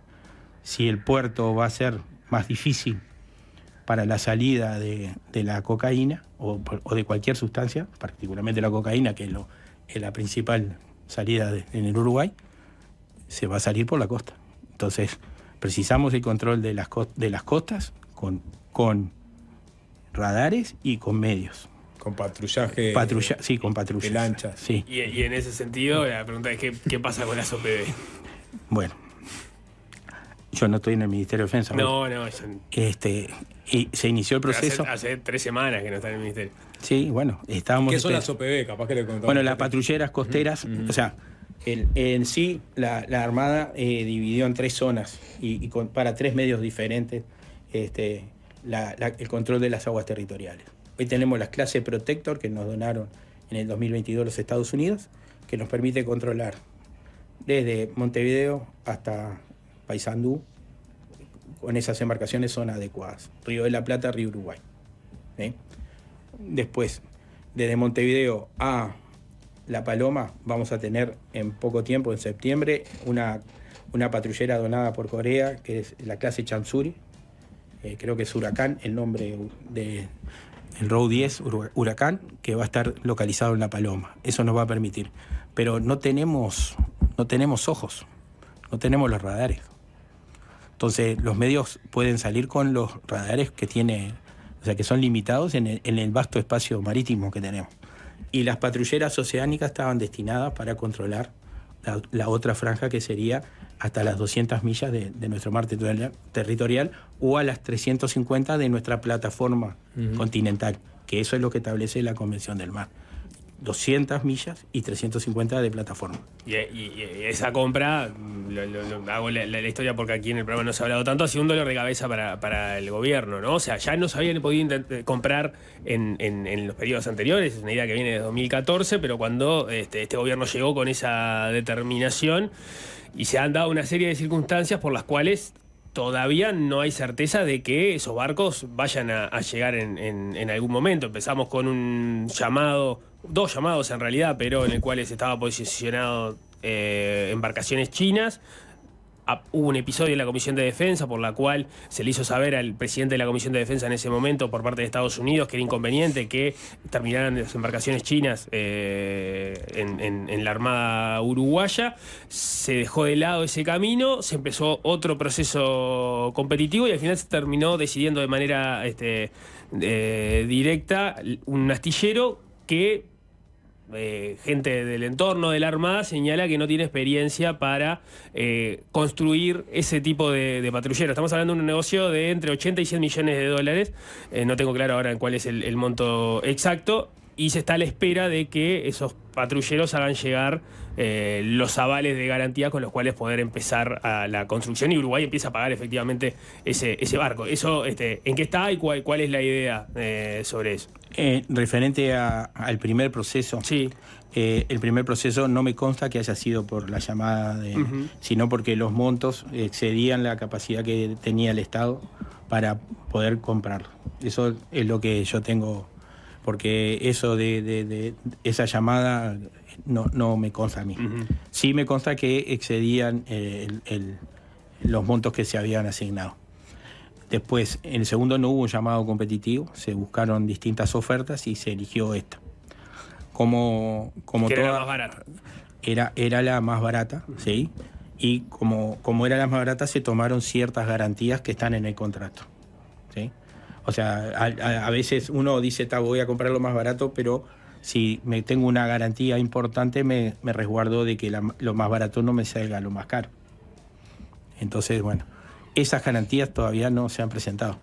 Y bueno, y fue parte de nuestro aprendizaje, porque compra de material militar nuevo, aunque las OPB sean un paso intermedio entre material militar o no es un material civil tampoco, pero es comprar algo nuevo lleva un proceso muy importante. Contratamos un estudio para realizar el contrato, no lo hizo el personal del Ministerio de Defensa.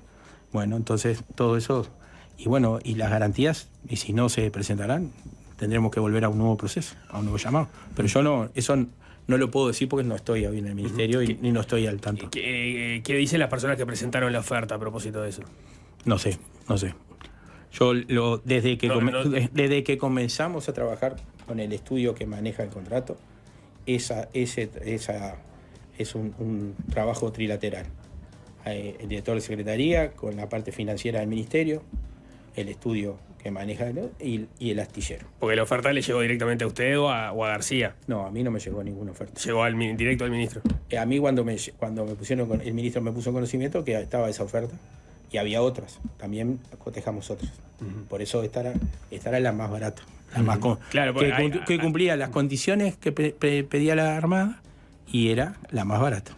Ahí, digamos, lo cuento porque el interés, la discusión estaba en que el astillero no tenía experiencia, que las características del barco no eran las adecuadas, y eso explicaba también parte que el precio, ¿no? Las características del barco eran las que pedía la Armada. Tenía que tener hangar para helicóptero, tenía que tener ciertas condiciones, llevaba bote para poder hacer. Las condiciones las puso la Armada. Pero veníamos a hablar de la campaña. No, yo me está voy, perfecto, está me perfecto. voy en el tema técnico. Está bien.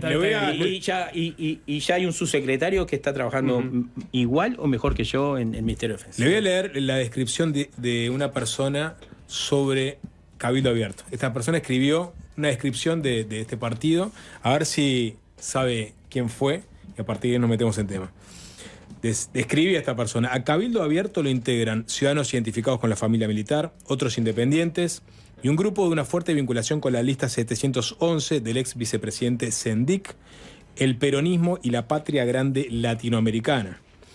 También esa persona dijo que la propuesta de Cabildo Abierto contenida en la ley aprobada el miércoles, está hablando de la ley que regulaba los suelos de prioridad forestal, va en la línea de las políticas populistas y de desarrollismo mágico que tanto daño hicieron a la economía de varios países sudamericanos, y agregaba que Cabildo Abierto tenía ideas ocultas en la campaña electoral que afloraron ahora en proyectos de ley como este. Y siguió, y capaz que le leo después, pero ¿se identificó quién es? Pedro Bordaberry.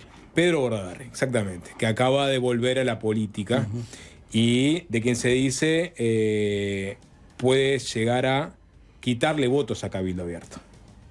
Pero primero, sobre esta descripción que hacía Bordaberry en 2021, ¿hay algo de cierta? No, yo creo que él, en algunas cosas sí, que hay vinculación aparte de la familia militar, sí. Después, vinculado a la 711, si lo dice por Marcos Metol, Marcos Metol tiene una trayectoria mucho más importante que la 711, y creo que durante este periodo de gobierno y su periodo legislativo en particular ha demostrado sus posiciones. Bordaberry tiene una visión particular sobre la ley forestal. O sea, él es beneficiario directa de esa ley, o sea, y defiende esos intereses que son válidos. Está bien que los defienda, pero sería bueno identificar que defiende esos intereses. Pero nosotros, cuando planteamos la ley, después fue la guerra de Ucrania, ¿verdad? Y uno de los principales problemas fue la capacidad de los países para generar alimentación. O sea, nosotros cuando planteamos que nosotros no estamos en contra de la forestación, ni de UPM. Nosotros estamos en contra de que las mejores tierras sean destinadas para la forestación, por un tema de costos, porque las plantas tratan de tener sus plantaciones de eucaliptus lo más cerca posible. Entonces tenemos unas plantas en el Fray Bentos, otras en la zona de Colonia, y ahora están. Y a veces la tentación es de destinar esas tierras cercanas, o por ejemplo las de Soriano, Colonia y Río Negro, que son de las más fértiles del país, en la producción agrícola, para destinarla a eucalipto. Y todos sabemos el efecto que tiene el eucalipto en la tierra. No hay que ser de la 711 para saber el impacto negativo en el ambiente y el monocultivo lo que genera. Entonces, seamos honestos, el país precisa producir alimentos. Y el espíritu de la ley de forestación inicial era, en aquellos campos que no tenían, o sea, que eran de prioridad forestal, que se decía, bueno, ahí que plantaran y recibían un subsidio. Pero si no, hay una competencia desleal entre los productores que se dedican a la producción de alimentos, sea agrícola o lechería, por ejemplo, o ganadería, con los productores de eucaliptos. Este fue un tema dirimido igual porque el presidente terminó vetando la ley, pero nosotros seguimos pensando estratégicamente en el Uruguay productor de alimentos. Pero Bordaberry seguía en otra parte, hablando del modelo de desarrollo que planteaba Cabildo Abierto, hablaba de dirigismo económico, restricciones a la libertad de comercio, cambios que atentan contra la seguridad jurídica, son los caminos populistas que postula Cabildo Abierto. Empiezan fijando cuotas, luego intentan establecer lo que los privados deben o pueden hacer, como si la economía fuera un cuartel en el que se ordena que se produzca esto o aquello. Los une el factor K y sus errores. Fue durísimo Bordaberry con Cabildo Abierto en el 2021 y es un competidor directo de los votos de Cabildo Abierto. Evidentemente que si piensa eso de Cabildo Abierto, no debe haber muchos cabildantes que apoyen a Bordaberry. Porque si somos K, o sea, ¿ustedes piensan que la mayoría de los cabildantes se consideran K, peronistas? No, pero le podría decir que algunos dirigentes de Cabildo Abierto, principales dirigentes, no ven con malos ojos al peronismo. Y le cito al escribano Guillermo Domenech, por ejemplo. Bueno, pero habría que ver qué peronismo, porque el peronismo sí tiene distintas facetas. Y en eso, digo, pero nosotros, y siempre lo he dicho, y Manini ha sido claro, nosotros no adoptamos ningún ismo de ningún país, porque somos artiguistas. Y los artiguistas defienden la visión del artiguismo y la libertad de sus pueblos. Y la libre determinación de los pueblos. ¿Sí? Entonces, nosotros no tomamos ideas extranjeras. Nosotros lo que hablábamos era, como visión estratégica de país, la preservación de las mejores tierras para la generación de alimentos. ¿Sí? Y además el impacto ambiental que tiene en las grandes masas forestales sobre el tema de los acuíferos. ¿Sí? Entonces, todos esos temas hay que respetarlos y considerarlos. No son temas estratégicos. ¿Sí? Y nosotros, repito, no estamos contra la forestación. No estamos contra la forestación. Bordaberry ahora sale y tiene propuestas de seguridad. Parecen calco de las nuestras. Si las miran, no tienen mucha diferencia a las nuestras. Las sacó después inclusive. Así que puede ser que tenga mucha... que le podemos pedir como nos pedía su vía copyright. ¿Cómo toman que desde la interna de Cabildo Abierto haya agrupaciones? Creo que es el caso, por ejemplo, del Espacio de los Pueblos Libres, que hablan o empiezan a reivindicar el volver al origen. De alguna forma se puede interpretar, y en parte está dicho, que la conducción del partido se fue alejando de la idea original que tenía Cabildo Abierto. No sé cuáles son las ideas. O sea, yo soy de los fundadores del partido y lo he integrado y tratado de interpretar lo que hacer. Ellos manejan algunos conceptos que yo no comparto, pero soy de la idea de que eso lo dirimimos en casa. La interna en Cabildo lo termina fortaleciendo o debilitando al partido. Porque, bueno, digamos, es un partido nuevo, entonces estos procesos los está atravesando por primera vez. Sí, las internas, si son constructivas, yo creo que fortalece. Si al contrario, si son negativas, o sea, si buscan la crítica por crítica, nadie vota un partido que se está permanentemente peleando. Pero por eso digo, yo, preservando eso, los temas internos del partido, me gusta hablarlo adentro del partido. Bien. Rivera L., jefe de campaña de la fórmula Manini-Ríos-Quintana, ahora que ya está lanzada al ruedo. Gracias por estos minutos. Bueno, muchas gracias. La otra emergencia es la de adicciones. Y realmente estamos preocupados. Tenemos una cantidad importante de propuestas.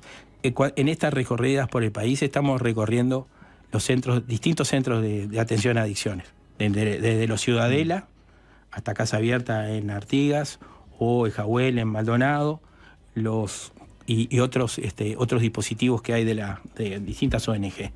Y realmente nosotros creemos que tenemos una política, o sea, debemos cambiar el paradigma de nuestra política de drogas, tenemos que atender la prevención y crear dispositivos claros de atención para todos los casos. Hay casos que son muy exitosos de privados y realmente el Estado en sus dispositivos, por ejemplo los Ciudadela trabajan 6 horas. Es muy difícil que un adicto pueda hacer contenido 6 horas. A veces las 6 horas de atención de un Ciudadela no son las 6 horas que el adicto está pidiendo la contención. Sí, y nos falta una respuesta no para las crisis cuando llegan para el acompañamiento posterior. Para cuando el adicto se da cuenta que quiere salir. Ahí está. Ese momento que les pasa, yo no lo conozco, pero sí he escuchado, y la verdad que ha sido muy importante escuchar a los propios que están en tratamiento. Cuando ellos determinan que quieren salir, muchas veces la respuesta del Estado no está. Bien, vamos a hablar seguramente con Quintana o el propio Manini sobre Sí. estos temas porque queda todavía campaña. Bien. Gracias. Muchas gracias. Muchísimas gracias. Es fácil desviarse. Hace un par de semanas el PIT-CNT lanzó una campaña de reducción de la jornada laboral de 48 a 40 horas semanales. Y en ese marco la central sindical planteó que para eso sería necesaria una ley que implemente la iniciativa y anunció que van a mantener reuniones con los distintos candidatos a la presidencia de la República. Durante el acto de lanzamiento de la campaña se puso sobre la mesa un par de informes técnicos que analizan la viabilidad de una propuesta como esta en la realidad uruguaya. Hoy vamos a profundizar en uno de esos documentos. Está con nosotros el economista Federico Araya, quien junto a Pablo Blancar realizaron una consultoría sobre este asunto como parte de un convenio entre el Instituto Cuesta Duarte, la Facultad de Ciencias Económicas y el INEFOP. Vamos a estar hablando de los resultados que arrojó este trabajo y para eso recibimos a Federico Araya, docente de la Facultad de Ciencias Económicas. Bienvenidos, ¿cómo te va? Bien, muchas gracias por la invitación. Bienvenido. Bueno, gracias Muchas gracias. por estar acá. En líneas generales, el trabajo que estamos haciendo mención lo que hace es analizar la experiencia internacional acerca de la reducción de la jornada laboral, revisa la literatura académica que se ha generado a partir de esas experiencias en el mundo, hace un análisis del mercado laboral uruguayo para dimensionar la cantidad de trabajadores que podrían ser afectados por una reforma como esta y a su vez hace algunas recomendaciones sobre cómo debería encararse este proceso. Si te parece, vamos en ese orden. Perfecto. ¿Qué dice la experiencia internacional sobre cómo ha avanzado el debate y la implementación de una eventual reducción de la jornada laboral? Bien, bueno, eso fue uno de los primeros objetivos que nos solicitaron en la consultoría, hacer como una revisión de la literatura internacional acerca de los hallazgos que se habían dado en los diferentes países que habían implementado este tipo de reducciones de la jornada laboral, ¿no? Para empezar, por ejemplo, todavía no tenemos resultados de lo que ocurrió en Chile, para contar un poquito el final, que es como la experiencia más cercana, no solo regional, sino también en el tiempo que tenemos. Pero al ser tan cercana todavía no hay, digamos, algún estudio para esta última reforma. Chile sí había procesado una reforma previo en los años 2000, que ahí sí hay algún estudio hecho. Pero bueno, básicamente nos concentramos en diversos países europeos que habían implementado reducciones de la jornada laboral y también hay algunos estudios analizando en particular el caso de Corea del Sur, que es uno de los países asiáticos que implementó una reducción de la jornada laboral bastante drástica, por decirlo de alguna manera, porque era uno de los países dentro del planeta que más horas trabajadas tenía y a partir de los 2000 eso se empieza a revertir. Y básicamente la idea era un poco ver los resultados que habían tenido la implementación de esas políticas en diversas dimensiones, ¿sí? Como por ejemplo puede ser la salud de los trabajadores, los niveles de bienestar, y dos variables que en particular nos interesaban mucho, que era qué pasa con las horas efectivas trabajadas, o sea, si llevar la reducción al papel efectivamente se corroboraba en la práctica. Pues ahí podían darse dos hipótesis que ustedes ponen arriba de la mesa. Una era que se redujera la jornada, pero las personas trabajaran más horas extra y terminaran trabajando la misma cantidad de horas.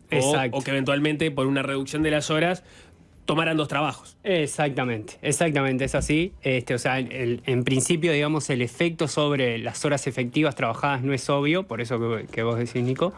Y bueno, y la otra variable fundamental era el nivel de empleo, ¿no? Lo que veníamos viendo que nos interesaba es que el debate en el entorno, en el Parlamento, o sea, a partir de que se presentó el proyecto de ley por parte del Frente Amplio, de los dos lados de la mesa había como una cuestión sobre qué iba a pasar con los niveles de empleo y los niveles de productividad.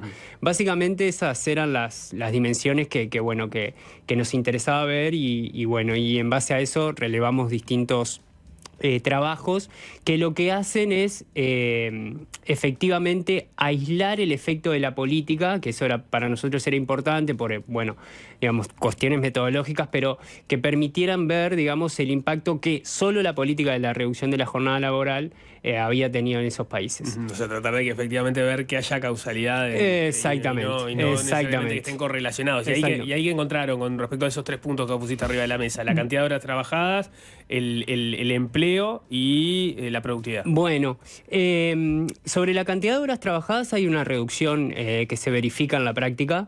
Hay en particular un trabajo para Francia, digamos que Francia en los 2000 implementa una reducción de la jornada laboral de 39 a 35 horas semanales, y ahí lo que se verifica es que esta reducción legal, por decirlo de alguna manera, de 4 horas, en la práctica tiene una reducción de 2. ¿Sí? O sea que no todo lo del papel se lleva a la práctica, pero efectivamente hay una reducción de la jornada laboral. Y en otros trabajos hay uno para Canadá, que lo que observa también es que hay en el monto de horas totales que se trabajan hay una reducción aproximadamente del 20% una vez que se implementa. En Quebec fue una reducción de las 48 a las 44. Bueno, ahí hay una reducción de más o menos del 20% de las horas semanales trabajadas. O sea que en lo efectivo, digamos, el papel tiene su correlación con lo que pasa en la práctica, quizá no todo lo que cabría esperar, pero ahí hay una reducción efectiva de las horas que se trabajan. No sé cómo es la negociación colectiva en Canadá, en Francia, si está dividido por ramas, porque me pregunto también si es parejo para todos los sectores estas reducciones. Bueno, la negociación en Canadá y en Francia son diferentes. Los mercados laborales europeos son más regulados que los norteamericanos. Pero sí, en Francia pasó algo particular que se aplicó, digamos, para todos los sectores y afectó más o menos, más o menos 300.000 firmas se abocaron a la ley y afectó más o menos a 1/3 de los hogares porque cuando se estaba terminando de implementar era año de cambio de gobierno y entonces asumió Sarkozy, creo que es en el 2002 por ahí, y cancela, digamos, la reducción de la jornada laboral. Pero sí, efectivamente, digamos, yo creo que, por ejemplo, si la siguiente pregunta es, ¿en Uruguay hay que tomar en cuenta los sectores de actividad? Yo creo que sí. Yo creo que sí, que hay, de hecho, o sea, hoy ya hay diferencias por sectores de actividad. Hay algunos que tienen la construcción y comercio y algunos que no tienen 48 horas, ya están en el régimen de 44. Y de hecho, una de las reivindicaciones que hacía el PIT-CNT cuando fue a la Comisión de Asuntos Laborales del Senado, propuso, digamos, que estos sectores no tuvieran que esperar 2 años para que se comience a implementar la reducción, ¿no? Si la reducción empezaba, pongámosle en el 2025 a las 48 horas, bueno, que estos sectores también pudieran comenzar en el 2025 y no esperar al 2027. Esa fue una de las propuestas que hizo el PIT-CNT. Pero sí, o sea, los datos nos muestran que hay heterogeneidad a nivel sectorial y que eso debería de ser considerado.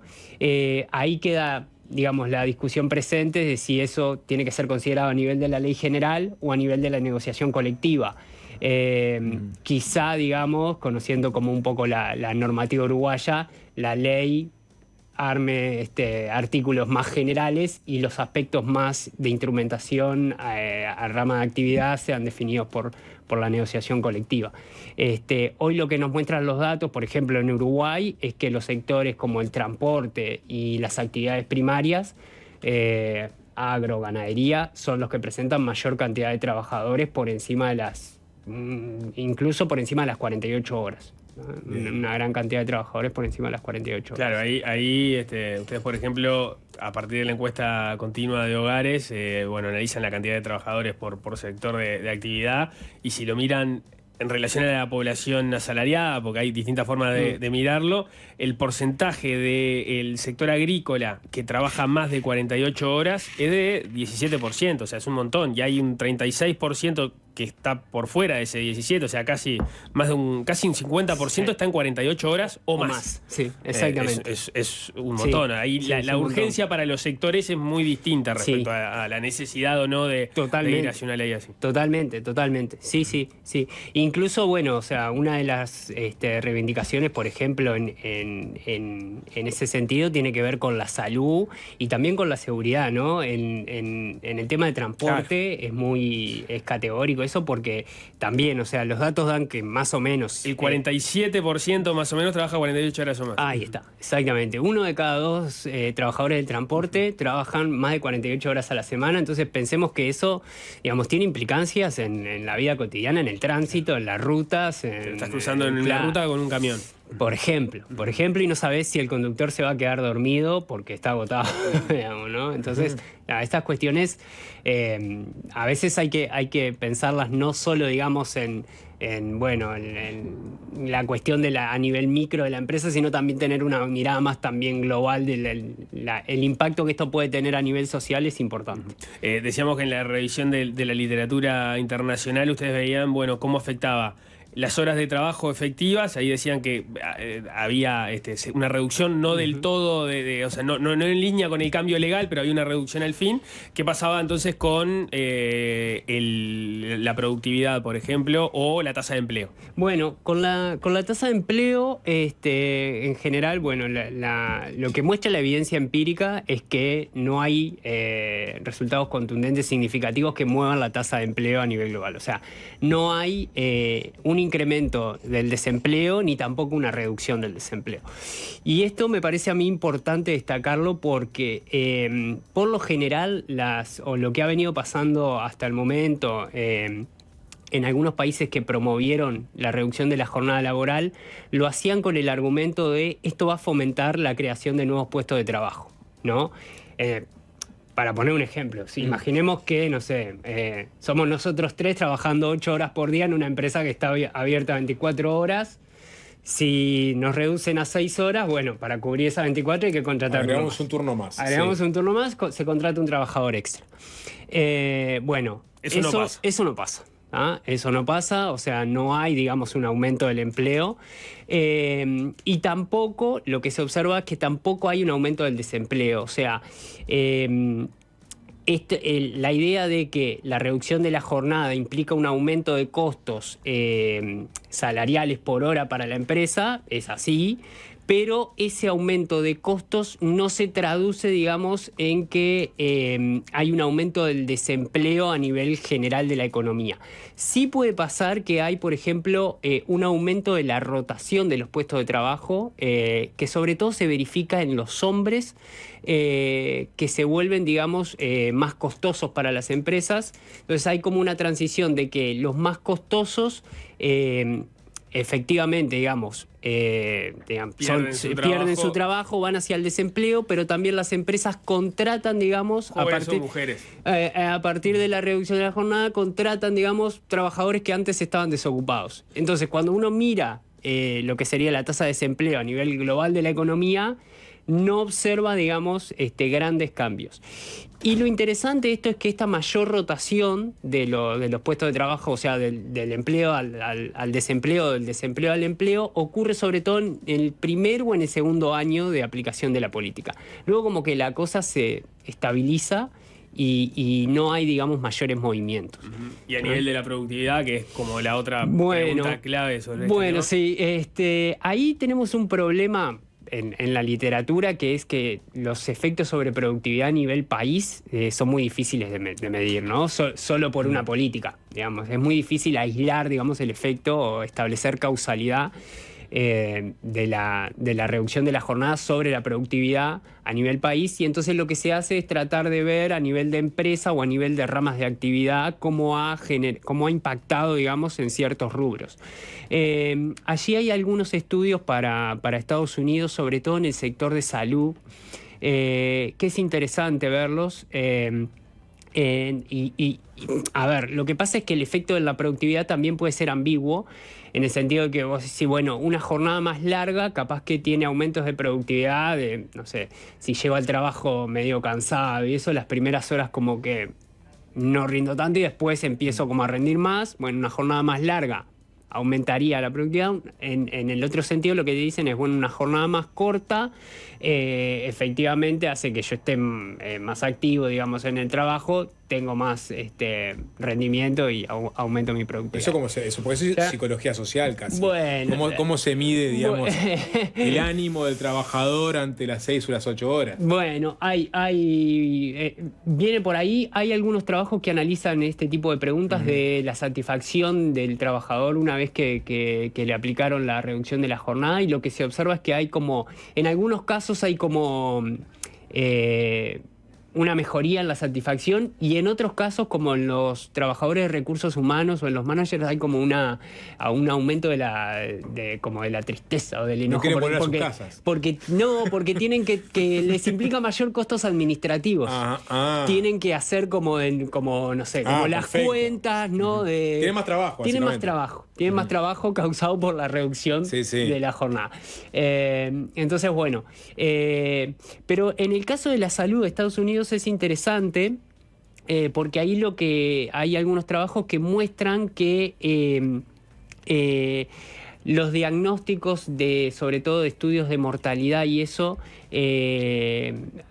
digamos, son como que son más frecuentes, ¿sí? Como que los médicos rinden más en sus primeras horas de trabajo y tienen más, por ejemplo, mandan más a hacer estudios sobre diagnóstico de cáncer en las primeras horas de la mañana. Entonces, ese es un estudio de Kahneman que, bueno, Germán estuvo hablando hace un tiempo sobre él, que lo presenta en su último libro. Es un estudio de otra persona, pero Kahneman lo trae a colación, que es, bueno, si esto pasa, se pone a discusión también la calidad del servicio que se está brindando, ¿no? Y de cómo, bueno, la fatiga puede, por ejemplo, hacer que un médico que ante la misma situación te mande a hacer un estudio dependiendo a la hora que vayas a la visita, ¿no? Y bueno, y eso es interesante porque dicen, bueno, si esto pasa, efectivamente acá hay un problema de que, bueno, sobre todo en la salud, que las jornadas suelen ser bastante extensas, hay un problema de la calidad de servicio que se le brinda a la persona que está yendo a atenderse, ¿no? Y bueno, después hay algunos otros estudios menos dramáticos, por decirlo de alguna manera, bueno, respuestas en call center o servicios de consultoría. Me acuerdo en un estudio que hicimos, que leímos sobre una empresa de Japón, cómo respondían, digamos, sus trabajadores de recursos humanos a, bueno, trabajo en equipo y, bueno, y cómo reaccionaban ante la baja de las horas y se organizaban para trabajar en equipo mejor. Te me fuiste de la productividad, pero me quedó una pendiente que tiene que ver con eso, que muchas veces acá, cuando hablamos de productividad y de cómo negociar en base a productividad, por ejemplo, uno de los escollos es que las empresas son bastante reticentes a abrir sus números por múltiples factores. Me pregunto si en la experiencia comparada también aparece ese mismo problema, o hay legislación, o hay mayor disposición de las empresas, o hay legislación que las intime a mostrar sus números para poder discutir abiertamente sobre productividad. Bien.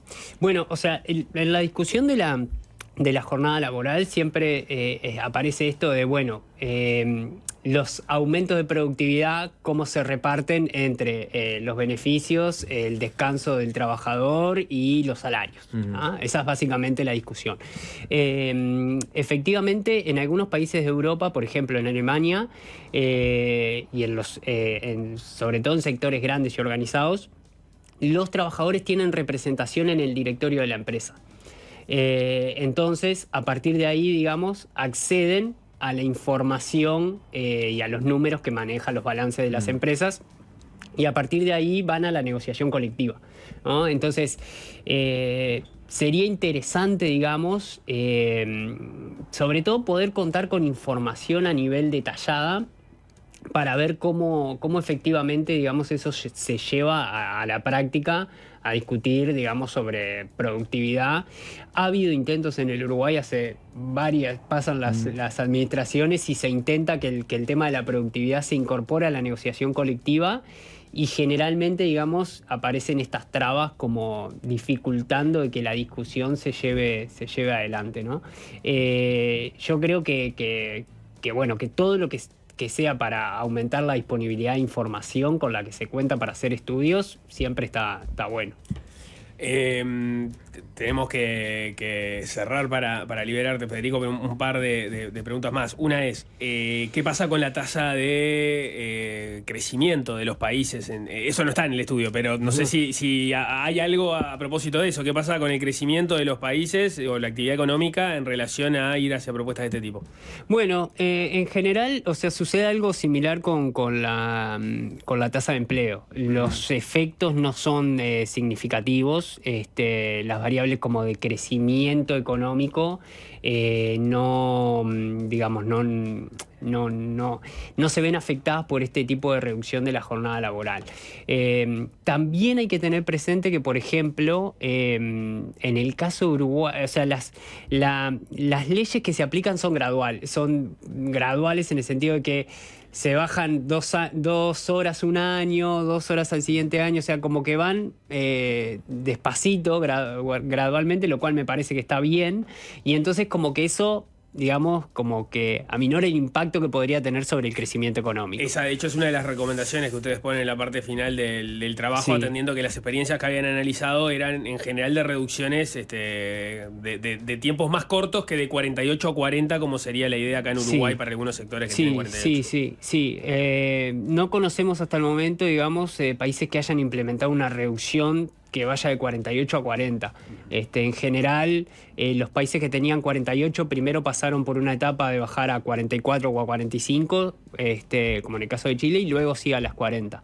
Pero sí, esa es una de las recomendaciones que, de hecho, el proyecto que está en discusión actualmente en el Parlamento tiene esa propuesta, que el primer año se reduce a 46, el segundo a 44.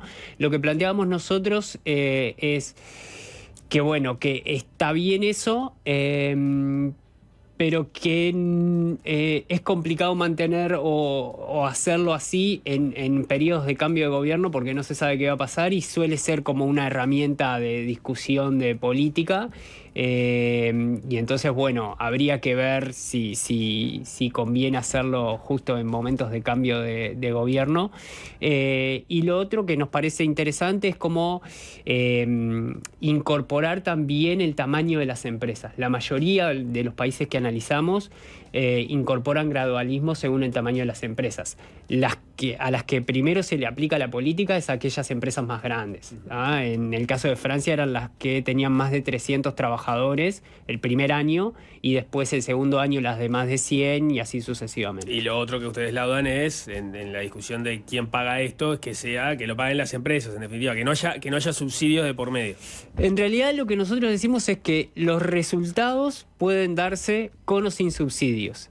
Y en un escenario de 4 puntos de déficit fiscal, no parecería razonable destinar recursos para esto. Si el déficit fiscal, vamos a decir, mañana baja la mitad a 2 puntos, bueno, bien, ahí podría haber algún espacio para implementar incentivos. Bien, era Federico Araya, autor junto a Pablo Blancar, del trabajo Reducción de la Jornada Laboral en Uruguay, una consultoría que hicieron con el Cuesta Duarte, la Fundación para el Apoyo de la Facultad de Ciencias Económicas y el INEFO. Gracias. Muchas gracias, nos vemos.